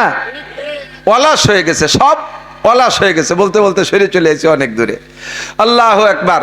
তো দোস্ত, এখন মা বোনরা, তাদের একাধিক বিয়ের দরকার নাই, শরীয়তে তাদের জায়েজ নাই। তারা দুনিয়ায় যেমন এক স্বামী পাইয়া খুশি থাকবে, জান্নাতের ভিতরে তার স্বামী 1000 বউ পাইলেও দুনিয়ার এই বউটা এই সমস্ত স্ত্রীদের উপরে লিডার, নেত্রী হয়ে থাকবে। বলেন আলহামদুলিল্লাহ। তারা তাতেই সন্তুষ্ট থাকবে, বেশি স্ত্রী তারা, স্বামী তারা চাবে না। পুরুষরা পাবে এরকম। এখন সব জান্নাতীদেরকে আল্লাহ তাআলা ওই কোরআন তেলাওয়াতের মাহফিলের মধ্যে বসাইয়া আল্লাহ তাআলা 72 জন করে হুর, প্রত্যেকের হাতে 2টা করে ট্রে, এক এক ট্রের ভিতরে 70 প্রকারের খাবার। তো 144 গুণ 70-এ কত হয়? 1000-এর উপরে আইটেম খানা আপনার সামনে দিয়ে আল্লাহ পাক বলবেন কুলু, খাও। এর ভিতরে পানিও আছে, শরবত আছে, মধু আছে, দুধ আছে, অশ্রাবু, আর পান করো। আপনি কিছু না খাইয়ে পান না করে এ সব প্লেট দস্তারখান সামনে অভিমান করে মুখ বন্ধ করে বসে থাকবেন। আল্লাহ পাক জিজ্ঞেস করবেন ফাহাল বাজাতুম মা ওয়াদা রাব্বুকুম হাক্কা, আমি যা দেব বলে ওয়াদা করেছে আমার মাওলানা নাসির তোমাদের ইসে করপাড়া মাহফিলে বলে আসছিল এই আমি দেব, সেই সমস্ত আইটেমের খাবার আছে কিনা দেখো, কম আছে যে খাচ্ছ না। সবাই বলবেন আল্লাহ খাবারের আইটেমে কম আছে তা বলছি না, একটা জিনিস কম আছে। আল্লাহ পাক বলবেন কি কম আছে বলো? আমাদের ওখানে হুজুর বলেছিলেন, তুমি নাকি বলেছো হাদিসে কুদসি ওয়াসসাউমু লি ওয়া আনা আজজি বিহি, রমজানের রোজা রেখেছো বান্দা আমার জন্য, এর প্রতিদিন আমি হাদ্য দেব। আল্লাহ এ সব খাবার তো হুররা দিয়ে গেল, তোমার হাত খান কো, তুমি হাদ্যে না খাইলে খাবো না, কন্যা সুবহানাল্লাহ। আল্লাহর হাদ্যে খানা খাওয়ার জন্য সব ব্রেক করে বসে রয়েছে, তোমার হাদ্যে না দিলি খাবো না। আল্লাহকে ভালো কথা মনে করছিস, এখনই হবে। এবার ওই খানার ভিতরে জান্নাতি রুটি থাকবে আর জান্নাতি মাছের কলিজা ভুনা থাকবে। এই জান্নাতি রুটি আর জান্নাতি কলিজা ভুনা দিয়ে জিয়াদাতু কাবিদি মিনাল হুতিল জান্নাহ, জান্নাতি মাছের একটা মাছের কলিজার এক পাশে একটু টিউমারের মতো বেরিয়ে গেছে, ওই টুক কাটিয়ে ভুনা করিয়া আল্লাহ তাআলা জান্নাতি রুটি দিয়ে নেলা বানাইয়া লুকমা বানাইয়া ওই মজলিসে সব জান্নাতির মুখে একবারে উঠাই দেবে। সবার মুখে আল্লাহর হাত, সবার মুখে আল্লাহর হাত। কয় যে আল্লাহর হাত কি কয়? সবার মুখে আল্লাহর হাত। আল্লাহর এত হাত কয়তে আসবে? আপনি আজকে আকাশে তো চাঁদ ডুবে গেছে নাকি জানি না, আকাশে যখন সূর্য থাকে, আকাশে সূর্য থাকে, সূর্যটা কয়টা? সূর্য কয়টা? আপনি আপনার থেকে তাকাইলে আপনি দেখেন কি না সূর্যটার পাওয়ার আপনার উপরে পড়ে? তাহলে তো আর একজনের উপরে পড়ে না। হ্যাঁ, একটা সূর্য কয়জনের সূর্য দেবে? তো এই একটা সূর্য আল্লাহ সৃষ্টি, সে যদি সমস্ত মানুষের জন্য যার যার তার তার হয়ে যেতে পারে, আমার আল্লাহ পাক সূর্যের সৃষ্টিকর্তা, আমার আল্লাহর হাত সকলের মুখে এক টাইমে যার যোগ্যতা রাখে কি রাখে না? সবার মুখে জান্নাতি খানা, সবার মুখে জান্নাতি খানা। এই খানা ওই জায়গা খাবেন কারা? গত রমজানে যারা রোজা রাখছেন তারা। বলেন না সুবহানাল্লাহ। রোজা রাখছিলেন তো সবাই?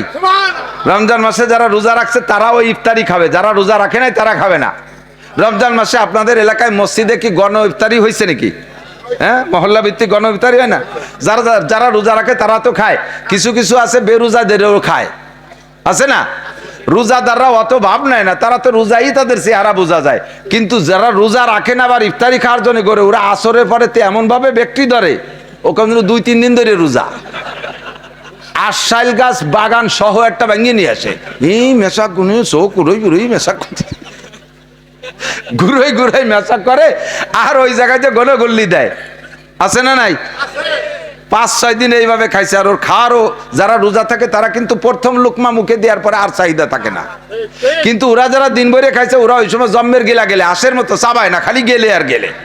ও খেয়াল করে যে এই 2 প্লেটে বইছে কেরা, 2 জন দুর্বল যে 2 প্লেটে বইছে, ওর মাঝখানের প্লেটে যে বসে জানে যে ওই 2 জন খাই পারবে না, আমারে দিয়ে দেবে। এরকম কিছু আছে না কুজড়ো?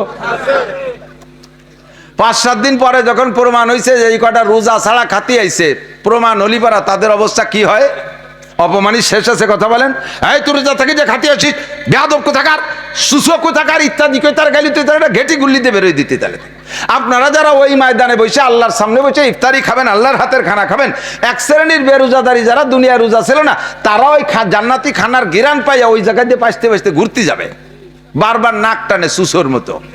রাত্রি ঘরে যদি ভালো খাবারের ইন্তজাম হয় তাহলে সবাই খেয়ে দিয়ে চলে গেছে, মা থালবাটি গুছায়, মহিলা থালবাটি গুছায়, এর ভিতরে ঘরের কি কয় নিচে দিয়ে যদি ফাঁকা থাকে, থিয়েটির নিচে যে ফাঁকা থাকে ওই জায়গাতে সুসোট হয় না, সুসোটে থালবাটির মধ্যে ঢুকে খুসখুস করতে তালে থাকে।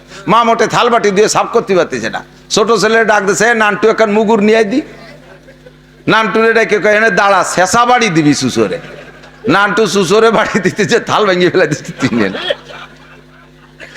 তো ওই জায়গা যেমন সুসরে শেষা বাড়ি দেয়, সুসো মারছে, থালও ভাঙছে। এই বেরোজাদেররা ওই জায়গাতে যখন সুসো করে ঘুরে বেড়াবে, আল্লাহ তাআলা সাবউনা আলফা মালাকিন 70,000 ফেরেশতা নামায় দেবে। অফি কুল্লি আইদিহিম শাওতুন, প্রত্যেকের হাতে একটা লাঠি থাকবে। সাবউনা জিরান, এই লাঠি লম্বা হবে 70 গজ। এই লাঠিটা কোনো বেতের লাঠি আর চাবুক আর বাংলাদেশি বাঁশের লাঠি না, মিনান নার, ডাইরেক্ট আগুনের লাঠি। ডাইরেক্ট আগুনের লাঠিতে 70,000 ফেরেশতাদেরকে দাঁড় করে দেবে। যে কয় সুসো এই জায়গার নাক টানতে টানতে আসবে, শেষা বাড়ি দিবি। রোজা না থাই আবার এই জায়গার ইফতারি খেতে আইছো সুসুও। গত রমজানে ফেল করছি, এই পুরস্কারের হাত থেকে বঞ্চিত হয়ে গেছি। যারা রোজা রাখেন নাই, আল্লাহে যদি আগামী রমজানের আগে মারা যান, তাহলে আপনার কিন্তু এই সুসো মারা শেষা খাতে হবে। এখন থেকে দোয়া করেন, আল্লাহ বিগত যে ভুল হয়েছে আমি ওই দিন তোমার হাতের ইফতারি খাবো, বলেন আমিন। রাজি আছেন তো? ইফতারি খাওয়াবে কে? আল্লাহ হাত দিয়ে খাওয়াবে। আল্লাহর হাতের ইফতারি খাবেন, মজাই আলাদা। এক তো জান্নাতি ইফতারি, 2 নম্বরে আল্লাহর হাতের ইফতারি। এই ইফতারি আপনি খাবেন, এইটা লোভ যদি থাকে, এখন প্রতিজ্ঞা করেন, আল্লাহ তুমি কমপক্ষে আগামী রমজানটা আমাকে নসিব করো। রোজা রাহার বাইতে আমিন করলো না, দেখছেন? আগামী রমজানে রোজা রাখবেন তো নিয়ত। আল্লাহ তুমি আমাদের তৌফিক দান করো। আল্লাহ হায়াত বাড়াইয়া দাও, রমজান পর্যন্ত হায়াত দাও। আল্লাহ তুমি আগামী রমজানে রোজা রাখার তৌফিক দাও। জান্নাতের ওই মাঠে বসে তোমার হাতের ইফতারি খা নসিব করো, বলেন আমিন। আল্লাহ পাক রব্বুল আলামিন সেখানে আপনাদেরকে মেহমানদারি করবেন। চলে গেছে রমজান মাস, চলে গেছে রমজান মাস, ইনকামের মাস চলে গেছে। এখন অল্প একটু হায়াতের ভিতরে এই যে যে জান্নাতে খানাটা খাবেন, এই জান্নাতের নাম ফেরদাউস। জান্নাতের নাম কি?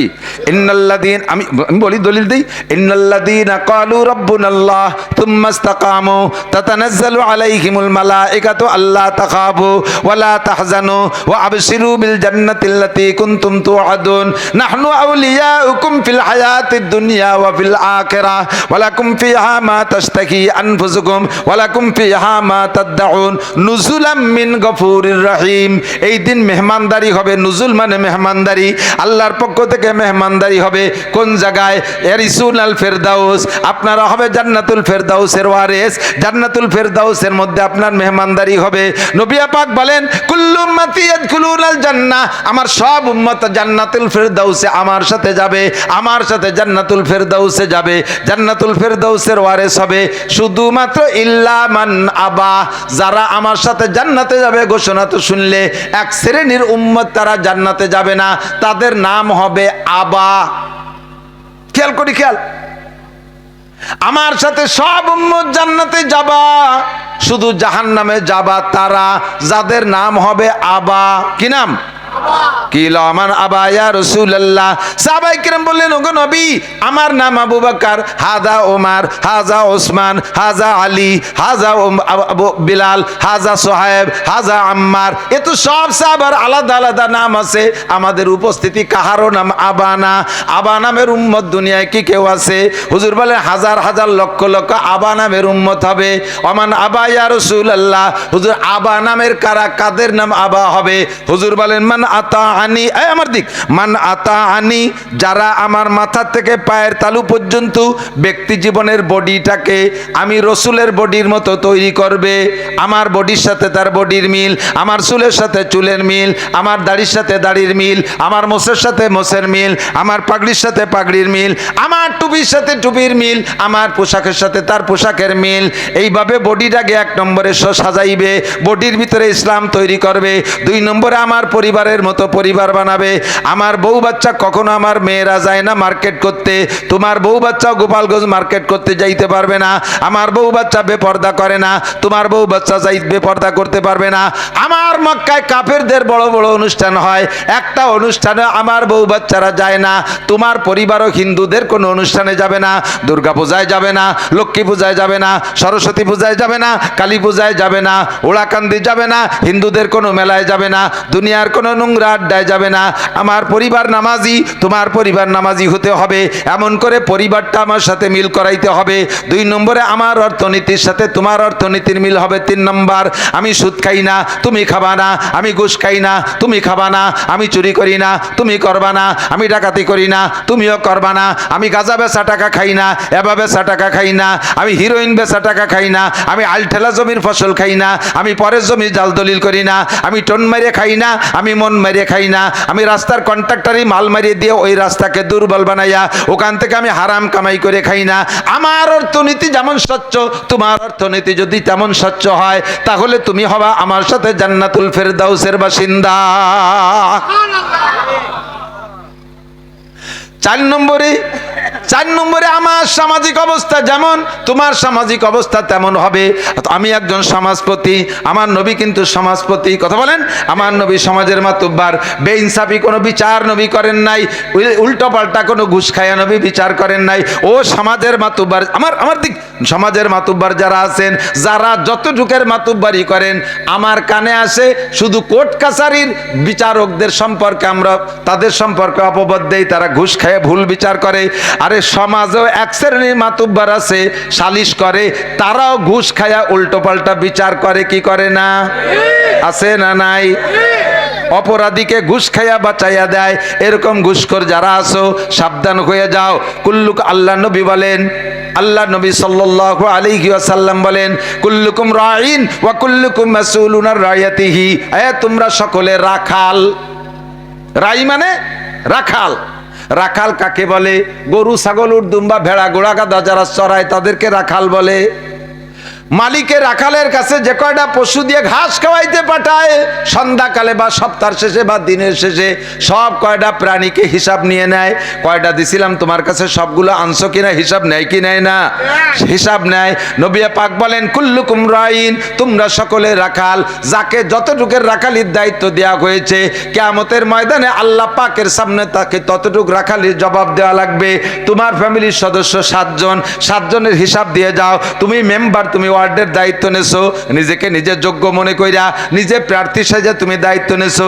জনগণ তোমাকে ভোট দিয়েছে, তোমার এই ওয়ার্ডের জনগণের হিসাব দাও। কে খাইলো আর না খাইলো, কে পড়লো আর না পড়লো, কে মাল পাইলো আর না পাইলো। মেম্বার, তোমার বাড়ি যার রাস্তাটা পাকা বানায় নেছো, ভোটারের বাড়ি যার রাস্তা কেন বানায় দাও নাই? ও মেম্বার, তোমার বাড়ি সুন্দর কারেন্ট নেছো, আলাদা পাওয়ার প্ল্যান্ট দিয়ে নেছো, তোমার ভোটারের বাড়ি কেন দাও নাই? আরে তুমি তো নামাজ পড়েছো, তোমার ভোটাররা কেন নামাজ পড়ে নাই? তুমি তো এগুলো করেছো, ওগুলো করেছো নিজের জন্য, জনগণের জন্য কি করেছো জবাব দিয়ে যাও। চেয়ারম্যানকে ইউনিয়নের জবাব দেওয়া লাগবে, উপজেলা চেয়ারম্যানকে উপজেলার জবাব দেওয়া লাগবে, এমপি সাহেবকে পুরো সিটের জবাব দেওয়া লাগবে, আর মন্ত্রী মহোদয়কে মন্ত্রণালয়ের হিসাব দেওয়া লাগবে, প্রধানমন্ত্রীকে গোটা দেশের হিসাব আল্লাহর কাছে দেওয়া লাগবে। আমার বাবারা, ছেলে কি করে, মেয়ে কি করে খবর রাখেন না। রাস্তা দিয়ে ঈদের সময় দেখছি, গতকালকে গেছি ঢাকায় মাহফিলে, পদ্মার সরের উপর দিয়ে, আরে কপাল, কি পরিমাণ যে বজরগারের দিন আল্লাহ বিল্লে করতেছে বসে বসে। দুইজন জায়গায় বসে বসে এক করে কবুতরের বাচ্চায় যেমন খাওয়ায় না, ওই এইরকম কবুতরের আদার খাওয়ানোর মতো খাওয়াচ্ছে বসে বসে। আমি মনে হচ্ছে ওরা সুরভ হাতে মস্ক করতেছে। এই যে অর্ধ উলাঙ্গিনী আদা ল্যাংটি মহিলাগুলো, এরা কি আসমান থেকে ডাইরেক্ট প্যাকেটে নাজিল হয়েছে, নাকি দুনিয়ার কোনো আব্বার মেয়ে? কতক্ষণ? দুনিয়ার কোন আব্বার মেয়ে। ও আব্বা, তুমি মসজিদে বসে জিকির করো, মা তুমি ঘরে বোরকা পরে বসে আছো, তোমার অর্ধ উলাঙ্গিনী মেয়েটা রাস্তায়। নবী পাক বলেন, আমার পরিবারের মেয়েরা এমন চলাফেরা করে নাই, পরিবারটাকে আমার সাথে মিলাও। যদি আমার সাথে জান্নাতুল ফেরদাউসে ওই কোরআন তেলাওয়াতের মাহফিলে বইসা আল্লাহর হাতের ইফতারি খাইতে চাও, তাহলে পরিবারটাকে আমার সাথে মিলাও। 4 নম্বর। 5 নম্বরে তোমার অর্থনীতি আমার অর্থনীতির সাথে মিলাও। 4 নম্বর। 5 নম্বরে আমার রাজনীতির সাথে তোমার রাজনীতি মিলাও। আমরা গোপালগঞ্জের মানুষ 95% 5% রাখছে আলাদা, বিভিন্ন দলে থাকতে পারে, যেহেতু গণতন্ত্রের দেশ, স্বাধীনতার দেশ, এ দেশে যার যার রাজনীতি করার অধিকার আছে, আছে না নাই? বাংলাদেশের সবগুলোকে বাড়ায় আমলিগ বানাবো, এই দায়িত্ব এইটা যদি হতো, তাতে রাজনীতি থাকে না। সবাই আমলিগ হবে না, সবাই বিএনপি হবে না, যার খুশি সে হবে। তো যেহেতু আমাদের বঙ্গবন্ধুর গোপালগঞ্জ, আমাদের প্রধানমন্ত্রীর গোপালগঞ্জ, কাজে সেই সুবাদে এ জায়গায় 95% মানুষ আমলিগ করবে, এটাই স্বাভাবিক। 5% এদিক ওদিক থাকতে পারে। তবে আমলিগ করব, আমলিগরে এমনভাবে করব না যে আমলিগ করতে গেলে আমার আখেরাত নষ্ট হয়। কথা কয় না? আমলিগ করব, তবে আমার ইমান বিক্রি করে আমলিগ করব। কথা কয় না কেন? আমার যেই আমলিগের কারণে আমার নবী অখুশি হয়, ওই আমলিগ আমি করি না। যে আমলিগের কারণে আমার আল্লাহ অখুশি হয়, ওই আমলিগ আমি করতে রাজি না। আমলিগ অতক্ষণ করব যতক্ষণ পর্যন্ত আমার আমলিগ করাকে আমার নবী সমর্থন করে, অতক্ষণ করব। আস্তে কলো, বেঈমান হয়ে যাইতে রাজি আছেন নাকি? আমার রাজনীতি সব লাথি মারি যদি আমার ধর্মের সাথে কন্ট্রাডিকশন হয়, গন্টেও আমার ধর্মের সাথে যদি বিরোধ হয়, নবী ওয়ালা আদর্শের সাথে যদি বিরোধ হয়, আমলিগেও লাথি মারি, বিএনপিকেও লাথি মারি, বাংলাদেশের সব রাজনীতির জেনারেল দলকে লাথি মারি যদি আমার রাজনীতি দল আমার নবীর রাজনীতির সাথে বিরোধ হয়ে যায়। ঠিক কি ঠিক না? আমার নবীর রাজনীতির সাথে মিল করে আমি বলি, মাঝে মাঝে বলি যে তোমরা একদল আছো পাইকারি দরে আমলিগালাকে জাহান্নামে ফাটাই দিচ্ছ, যে আমলিগ হলি সেটা মুসলমান না। এই আকিদের এক শ্রেণীর মানুষ আছে, ওই দিক গেলি কয় যে আপনি কি মুসলমান না আমলিগ? চিন্তা করতে পারেন? আমার বাড়ি গোপালগঞ্জ, আমি তো হুজুর, সব হুজুরকে এক দল বা যে কয় দলই থাক, কোনো না কোনো দলে তো আছি হুজুরকে দল। বাহিরের ডিস্ট্রিক্টে মাহফিল করতে গেলে আমারে শুনে শুনে কয় হুজুর আর ফাইলি না, গুফাইলি হুজুর নিয়েছে। এত হিংসা আমাদের পর। আমি বলি দেই, তুমি ফতোয়া দাও, একটা লোক আমলিক করে জীবন ভরে, লোকটার যদি মরণের সময় কলেমা নসিব হয় ওই লোকটা জান্নাতি হবে, এর মধ্যে কোনো সন্দেহ নাই। তো ওই লোকটা আমলিক করে মরার সময় যদি কলেমা পড়ে বেঁচতে যাইতে পারে, তাতে তোমার আমার হিংসার কি আছে? তুমি ফতোয়া দিয়ে তারা কাফের বানায় দিচ্ছ কেন? তুমি বড় পীরের মুরিদ আছো, অথচ মরার সময় যদি তোমার কলেমা নসিব না হয়, তাহলে তুমি যত বড় পীরের মুরিদ হও আর পীর হও না কেন, তুমি কিন্তু জাহান্নামী। আমি জানি এমন এমন আমলিগ আছে, এমন এমন বিএনপি আছে, বিএনপি আমলিগ দুই দলটা একসাথে মিলেই করতে আসেন, আবার সময় তো খারাপ, সে কোন যাইতে ওরাই দেবে। এমন এমন জেনারেল রাজনীতিবিদ আছে, আমলিগ করে, লোকটা তাহাজ্জুদের নামাজ জীবনও ছাড়ে নাই যেদিন থেকে শুরু করছে। 5 ওয়াক্ত নামাজ তাকবীরে উলার সাথে পড়ে, 3 চিল্লা একটা না দেশে, এরপরে নিসাবি চিল্লা দেয়, আলেম উলামাকে মাথার মুকুট মনে করে, কোনো বেয়াদবি করে না। লোকটা মাসে 1 খতম কোরআন শরীফ পড়ে, যা জাকাত হইছে পাই টু পাই হিসাব করে জাকাত গুলো দিয়ে দিছে। লোকটার পয়সা আছে, বছরে একবার উমরা করে, হজ করছে 2 বার, মাথায় পাগড়ি পরে, সুন্নতি টুপি, গায়ে জুব্বা, লম্বা দাড়ি, বাড়ির পরিবারের সদস্য যা আছে 100% পর্দা করায়। লোকটা বঙ্গবন্ধুকে ভালোবাসে, আমলিক পছন্দ হয়, শেখ হাসিনাকে ভালোবাসে, আমলিক করে। আর তুমি এই লোকটারে বলবা আমলিক করলে কাফের, আমলিক বেচতে যাবে না, তোমারে এই কন্ট্রাক্টরই কিনা দিছে। লোকটা আমলিক করে করে, কিন্তু তার নবীর আদর্শের কোনো জায়গা কম নাই। কথা বলেন, নবীর আদর্শের কম নাই। নবী পাক বলেন রাজনীতি করবা তাও আমার আদর্শের সাথে মিল করে। 6টা জায়গা মিল হতে হবে। কয় জায়গা? 6 জায়গা নবীর সাথে মিল হবে। ব্যক্তি জীবন, পারিবারিক জীবন, অর্থনৈতিক জীবন, সামাজিক জীবন, রাজনৈতিক জীবন, আন্তর্জাতিক জীবন। আন্তর্জাতিক যারা আছে তারা আন্তর্জাতিকের সাথে মিল করবে। এই 6 জীবনে যে মিল করতে পারবা, আমার সাথে জান্নাতে যাবা। আর এই 6 জায়গার এক জায়গা গড় মিল বাঁধবে, তো ওইটার নাম হবে আবা। ওইটার নাম কি? নাম যাই হোক না কেন, সেইটার নাম হবে আবা। আব্দুর রহমানের নাম আবা হবে, আব্দুর রহিমের নামও আবা হয়ে যাবে, আব্দুল খালেকের নামও আবা হয়ে যেতে পারে। আমরা আবা নাম ধারণ করতে চাই না, আবা নামে নামই হতে চাই না। আমার যে নাম আছে এই নাম দিয়ে নবী পাকের উম্মত হিসেবে জান্নাতে যেতে চাই। কথা বলেন ঠিক ঠিক না? আমার গোটা জিন্দেগিকে নবীওয়ালা জিন্দেগির সাথে মিল করব। হুজুর বলেন আমার সাথে তুমি জান্নাতুল ফেরদাউসে যাবা। এবার মান আতা আনি দাখালাল জান্নাহ, যে আমার সাথে আমার অনুকরণ করবে, অনুসরণ করবে, সে জান্নাতি হবে। মহিলাদের কথা মহিলারা সেটা নিয়ে নেবেন, পুরুষের কথা পুরুষরা নিয়ে নেবেন। আমরা নবী পাক সাল্লাল্লাহু আলাইহি সাল্লাম জামাতে নামাজ পড়েছেন। হুজুর নামাজ পড়ছেন কোথায়? খেয়াল করেন, হুজুর নামাজ পড়ছে কোন জায়গা? জামাতে। যেদিন থেকে নামাজের হুকুম হয়েছে, নামাজের সাথে একটা আয়াত আসছে, ওয়ারকাউ মা'আর রাকিঈন। কোরআন শরীফে আছে না? হাফেজ সাহেব রাখেন, ওয়ারকাউ মা'আর রাকিঈন, রুকুকারীদের সাথে রুকু করো। হুকুম কার? আল্লাহ। তাহলে রুকুকারীদের সাথে রুকু করতে গেলে নামাজটা জামাতে পড়া লাগে না? এই জন্য জামাতে নামাজ পড়া ওয়াজিব, সুন্নাত না। আমরা পুরুষ যারা আছি জামাতে নামাজ পড়বো, লাভ কি? এই জায়গাটুকু একটু খেয়াল করেন। এখানে যারা বসা আছেন, আমি চেহারা দেখে টের পাই, চেহারা দেখে টের পাই। বলি থাকি মাঝে মাঝে, যে যার ব্যবসা সে তার মাল দেখলি চেনে, ঠিক না? আর তার নজরও তার সেই মালের দিকে। মুসির দোকানের সামনে দিয়ে আইটে যাবেন, ও জীবনে আপনার মুহির দিক তাকাবে না, পাত দিক তাকায় যে স্যান্ডেল ছেঁড়া আছে নাকি, ঠিক না? ডাক্তারের দোকানের সামনে দিয়ে যাবেন, ডাক্তার আপনার পাত দিক তাকাবেন, আপনার মুহির দিক তাকাবে। ডাক্তারের মানুষের চেহারা দেখলি টের পায় সুস্থ না রুগী, ঠিক না? যে যার ব্যবসা করে সে তার মাল দেখলি চেনে। আমরা এই ওয়াজের ব্যবসা করি, হুজুর মানুষ, আপনাদের চেহারা দেখলি টের পাই। কারে জিজ্ঞেস করলে সূরা ফাতিহা শুদ্ধ করে পড়তে পারবেন না আমি জানি। কাকে জিজ্ঞেস করলে দোয়া কুনুত শুদ্ধ করে পড়তে পারবে না, এর মধ্যে চেহারা দেখলে টের পাই। মাদ্রাসায় পড়ে যারা কোরআন শরীফ শুদ্ধ করে পড়া না শিখছেন, স্কুল কলেজ ইউনিভার্সিটিতে পড়েছেন, গ্রাম্য মক্তবের থেকে কোরআন শরীফ কোনো মতে ডেকরা পড়া শিখছেন, আল্লাহর কসম এর 99% পাবলিক নারী আর পুরুষের কোরআন শরীফ পড়া অশুদ্ধ। আর নামাজ ভাঙ্গার কারণ 19টে, কয়টা? এর ভিতরে 1 নম্বরে রাখছে নামাজ ভাঙ্গার কারণ, মানে যে কারণে নামাজ ভেঙে যায় তা হলো কিরাত অশুদ্ধ পড়া। কিরাত অশুদ্ধ কিরাত পড়লে নামাজ হয় না। একটু বুঝতে হবে, প্রাণ খুলে একটু কান খাড়া করে শুনতে হবে এবং গুরুত্বের সাথে শুনতে হবে। খেয়াল করেন, নামাজ ভেঙে যাওয়ার মানে নামাজ হলো না। কি মানে? একটা লোক নামাজ টোটালি যদি না পড়ে, ঈশার নামাজ না পড়ে, তাহলে তারও যে শাস্তি, আপনি নামাজ পড়ছেন ভুল কিরাত দিয়ে, তারও সেই শাস্তি। 40 বছর নামাজ পড়ছেন ভুল কিরাত দিয়ে, একটা লোক 40 বছর নামাজ না পড়েও যেই দোজকে যাবে এবং যে পরিমাণ সাজা খাটবে, আপনি 40 বছর নামাজ পড়ার পরও সেই দোজকেই যাবেন এবং একই পরিমাণ জাহান্নামে খাটবেন। তো আরে বুড়ো কালে শুদ্ধ আর সময় নেই, ও বড়িও লাভ নাই, ঘুমোই থাকেন।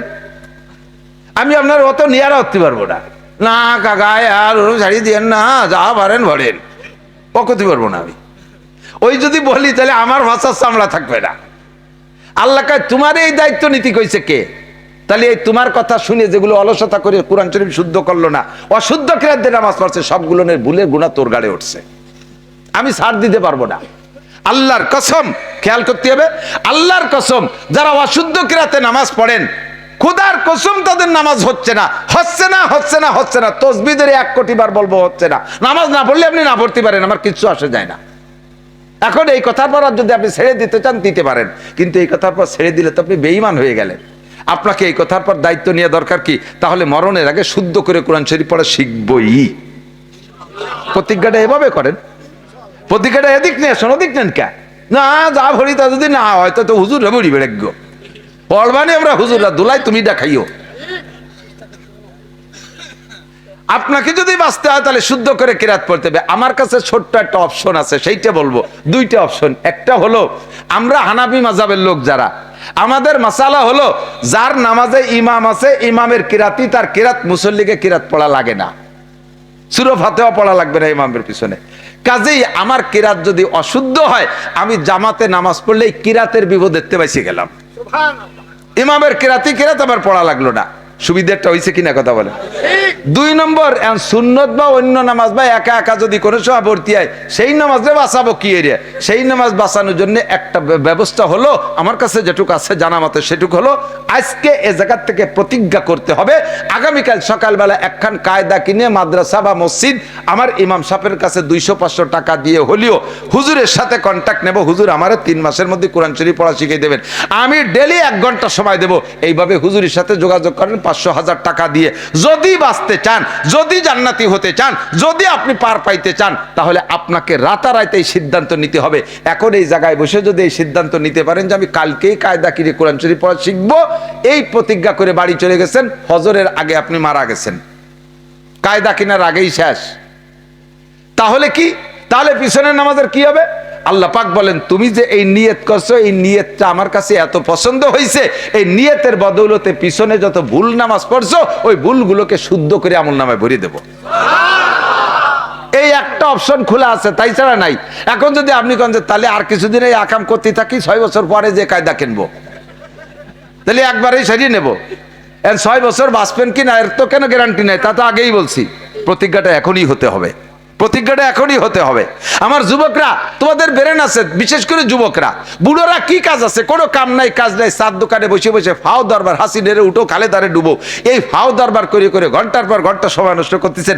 আপনার এই চার দোকানের রাজনীতি পদ্মা পার হয়ে ডক্টর ইউনূসের অফিসে যায় না। কাজে কাজে আপনার সময় আপনি কেন নষ্ট করেন? কাকা সকালে এসে দেখলাম আপনি এই জায়গা, দুপুরে এই জায়গা, কি করেন? সময় কাটাই। কি রে সময় কাটানোর তর্জমাকে আমি তো বুঝি না। আমি একটা জিনিস বুঝছি, সময় কাটানোর মানে হলো ওনার মরার কথা ছিল 20-22 বছর আগে, তা মরে নাই, 20 বছর হাতে টাইম পাইছে, তাই চার দোকানে কাটায়, তাই ছাড়া আর কি। নইলে তো সময়ের কাজে লাগাইতে। মানুষের হায়াতের একটা মিনিটও এমন না যে সময়টা বেকার আর তাই আপনি চার দোকানে কাটাইবেন। মা বোনরা টেলিভিশনের সামনে সময় নষ্ট করেন, ফেসবুক ইউটিউবের ভিতরে গেম খেলে খেলে সময় নষ্ট করেন। ও যুবকদের হাত তো এখন অটো হয়ে গেছে, হাতে মোবাইল নাই, রাস্তায় দিয়ে এইরকম হারমোনি বাজাতে বাজাতে যাচ্ছে, হাত অটো হয়ে গেছে। এমন ভাবে মোবাইলের মধ্যে ঢুকে রয়েছে, এক জায়গায় 5 জন মানুষ বসে আছে, যে কোনো জায়গায় 5 জনের হাতেই টাচ মোবাইল 5টা আছে, দেখবেন কের সাথে কেউ কথা কয় না, যার যার কায়দায় মোতালা করতেছে। মাঝে মাঝে হাসিয়ে দেয়, মাঝে মাঝে কান দিয়ে দেয়, একা একা হাসে কান্দে, জেনে ধরা রুগীর মতো হাসেন। কা ঠিক কি ঠিক না? এই সময়টা তুমি কেন নষ্ট করো? সময়ের মালিক কি তুমি? সময়ের মালিক কি আমি? সময়ের মালিক কে? হায়াত দিয়েছে কে? হায়াতের সাথে যদি সৎ ব্যবহার না করো তাহলে আল্লাহ তাআলা হায়াত কমায় দেবে। তোরে সময় দিয়েছি, একটু জিকির ফিকির করবি, আল্লাহ বিল্লাহ করবি, মসজিদে যাবি, কোরআন শরীফ পড়া শিখবি। তা তুই তুমি সময় নষ্ট করো টেলিভিশনের মোবাইলের ভিতরে, ঠিক আছে তোমার ওই সময় দিলাম না, অকালে তোমাকে দূরিয়া থেকে নিয়ে নিতে পারে। কাজে আমার সময় কাজে লাগানো দরকার আছে না নাই? একটু প্রতিজ্ঞা করি, আমরা জামাতে নামাজ পড়বো। 1 নম্বরে নামাজটা কোথায় পড়বো? জামাতে। বলেন নামাজ কোথায় পড়বো? লাভ সাথে তো বলেই দিছি, বহুবার বলছি, 1 ওয়াক্ত নামাজ যদি আপনি শুদ্ধ করেও ঘরে পড়েন তাহলে কবুল হবে না। মসজিদের আজান শুনে সুস্থ মানুষ ঘরে নামাজ পড়লে নামাজ হয় না, কবুল হয় না। নামাজের জিম্মাদারি খালাস হয়। কবুলের মানে হলো যে পুরস্কার পাওয়ার কথা ছিল সেই পুরস্কার আপনি পাবেন না, নামাজের দায়িত্ব খালাস হয়ে যাবেন। বাকি মসজিদে যে যদি জামাতে ইমামের পিছনে পড়েন 1 ওয়াক্তের বিনিময়ে 527 ওয়াক্তের নেকি। আমার জিন্দেগিতে অনেক মাইর খাইছি, অনেক মাইর খাইছি, অনেক মাইর আছে। যারা এখন বুড়োকালে নামাজ পড়তেছেন, জীবনের শুরুতে 40 বছর আষাঢ় খালিও পশ্চিম দিক পড়েন নাই, এরকম কিছু দিনদার মানুষ আছেন না? আছে না? 5 ওয়াক্ত নামাজ পড়ে না, ঈদের নামাজও পড়ে না, বাপের জানাজার সময় বাগানের মধ্যে দাঁড়ায় সিগারেট খাইছে আর আজকে ফিরে ফিরে, এরকম কিছু দামড়া আছে না? বুড়ো কালে যাই 40-50-এর পরে যে মোটামুটি হাত পাও দুর্বল হয়েছে, সরমনাই বা তবলিগীদের সাথে সোয়া খাইয়া একটু ধার্মিক হয়েছে, নামাজ পড়তেছেন। এখন নামাজ পড়ছেন কয় বছর? 10 থেকে 15 বছর চলে। এর আগে তো ভালো সময়টা চলে গেছে। এমন সময় এসে নামাজ শুরু করছেন যে সময় আপনার নামাজ পড়তে যে উঠতে বসতে পার্সপাতি নাড়াচাড়া করা লাগে, তা হয় না, সব জাম হয়ে গেছে। দাইবে ভাষার সাথে একটা চেয়ার লাগায় যে মসজিদে বসে, আছে না চেয়ারম্যান মুসল্লি? চেয়ারম্যান মুসল্লি আছে না? কথা কন না কেন? মুরব্বীরা সাক্ষী দেন, আজ থেকে 30 বছর আগে বাংলাদেশের কোন মসজিদে চেয়ার দেখছেন বলে আমার মনে হয় না। ছিল চেয়ার ছিল তো, সে সময় মানুষের মাজায় ব্যথা ছিল না, হাঁটুতি ব্যথা ছিল না, সে সময় মানুষ নামাজ পড়তে পারছে নিচে, যে তুমি পারো না কে? একটা মেশিন কিনছেন, 2টা মেশিন কিনে নিয়েছেন গোপালগঞ্জ থেকে, স্যালো মেশিন। একটা মেশিন রানিং করছেন, 8টা মেশিন রয়েছে ঘরে বাক্সের ভিতরে, এটা ব্যবহার করতেছেন না। যে মেশিনটারে চালাচ্ছেন, রেগুলার স্টার্ট দিচ্ছেন, একবার টান দিলে কিক মারলে স্টার্ট হয়ে যায়, সুন্দর চলতে তালে আছে। 15-20 বছর পর্যন্ত ঘরের মধ্যে আরেকটা মেশিন কিনা রয়েছে, ওটারে কোনোদিনও স্টার্ট দেন নাই। এবার এইটারে একটু পুরনো হয়ে গেছে বিদায় সরাইতে ওই সেইটারে যদি মেশিনে সেট করিয়া পাইপের সাথে সেট করে কিক মারেন, টান দেন, দেখবেন যে অত তাড়াতাড়ি স্টার্ট নিচ্ছে না। টান দিলে এখানে কড় কড় কড় কড় করে, ওখানে মোড় মোড় করে ওঠে, ওখানে টাইট হয়ে যাচ্ছে। কি হয়েছে? মেশিনে কয় কাকা টান দিয়ে না, রক ছিঁড়ে যাবে, সব জায়গা গিরিশ ফিরিশ টাইট হয়ে গেছে, ঠিক না? যারা ছোটবেলা থেকে নামাজ পড়ে তারা হাঁটু গিরিয়ে গুড়ি সব জায়গায় রানিং আছে, আল্লাহর রহমতে তাকে অসুবিধা হয় না। 60 বছর পর্যন্ত নামাজ পড়ে নাই, বুড়োকালে একটু হজ উমরা করে আছে, একটু তরমনে দিয়ে গুল্লি দিয়েছে, নামাজ পড়তে গেছে, এখন কি কারে টান দিয়েছে, এখানে ওখানে কল কল কল কল করে উঠতেছে, কয় যে পারা যাচ্ছে না, তাড়াতাড়ি হাসপাতালে চেয়ার দাও। কথা কর না? তুমি চেয়ারম্যান হয়েছো বিনি ভোটে, ভোট ছাড়া চেয়ারম্যান হয়ে গেছে। তার ভিতরে আপনার চেয়ারের অনুমতি আছে, ব্যঙ্গ করতেছি না। আমাকে আল্লাহ তাআলা সারা জীবন নামাজ পড়তেছি, আমার বয়স সাবালেগ হওয়ার আগের থেকে আরো 5-7 বছর 5-6 বছর বেশি নামাজ পড়া আছে আমার, একেবারে ছোটবেলায় থেকেই নামাজ পড়ি আলহামদুলিল্লাহ। তো তারপরও আল্লাহ তাআলা আমাকে এরকম বিপদে ফেলাই দিতেই পারে। লাইসা আলাল মারিজে হারাজুন, রোগীর জন্য কোনো মাসালা নাই, রোগীর যে জায়গা যে রোগ সেই জায়গা থেকে আল্লাহ তাআলা সুযোগ দিয়ে দিয়েছে, কাজেই চেয়ারে নামাজ পড়া জায়েজ আছে। কিন্তু মাসালাটা তো আপনাকে জানতে হবে। যে লোকটা হাঁটতে পারে, এটি বেড়াচ্ছে দুনিয়া বেড়ে, টোটোরি বেড়াচ্ছে, আবার কুজো হয়, হাতেতে মোবাইল পড়ে গেছে, কুজো হয়ে মোবাইলে উঠলো, তাহলে কুজো হতে পারে। সেই লোক যাইয়া শুরু থেকেই চেয়ার পাইতে বসে ফেঁকা ধরে বসে রয়েছে। কি কাকা কয় সেজদা দিতে পারেন? সেজদা দিতে পারেন না, সেজদার সময় চেয়ার ব্যবহার করেন, রুকু তো দিতে পারেন, দাঁড়াতেও পারেন। এই যে কত সময় দাঁড়ায় দাঁড়ায় মেসির খেলা দেখলেন টেলিভিশনের সামনে, তাতে তো বোঝা দাঁড়াতে পারেন, তাই সেই চেয়ারে বইছেন কে? পরে বসতে হবে, নেতা আগেতে বসে দিলাম। চেয়ারে যে জায়গা আপনার দরকার সেই জায়গাতে চেয়ার ব্যবহার করবেন, তার আগে না। যদি আপনি দাঁড়াতে পারেন, চেয়ারটা পাশার কাছে থাকবে, আপনি দাঁড়াবেন। কিরাত শেষ হয়ে যাবে, রুকু দিতে পারেন। রুকু দেওয়ার প্রমাণ বললাম না, মোবাইল পড়ে গেছে, হাতেতে টাকা পড়ে গেছে, কুজ হয়ে খটলেন, সে টাকা কুড়োতে পারেন, তা আপনি রুকু দিতে পারেন না কেন? রুকুও দিতে হবে। সামি আল্লাহ করে দাঁড়াবেন, সিজদায় যাইতে পারেন না, নিচের টুক আপনার কষ্ট, হাঁটু টাটু ফেটে যায়, সেই সময় পাশার কাছে চেয়ার থাকবে, সেই সময় বসবেন, সিজদাটা আপনি চোখের ইশারায় দেবেন। কথা কি বুঝে আসছে?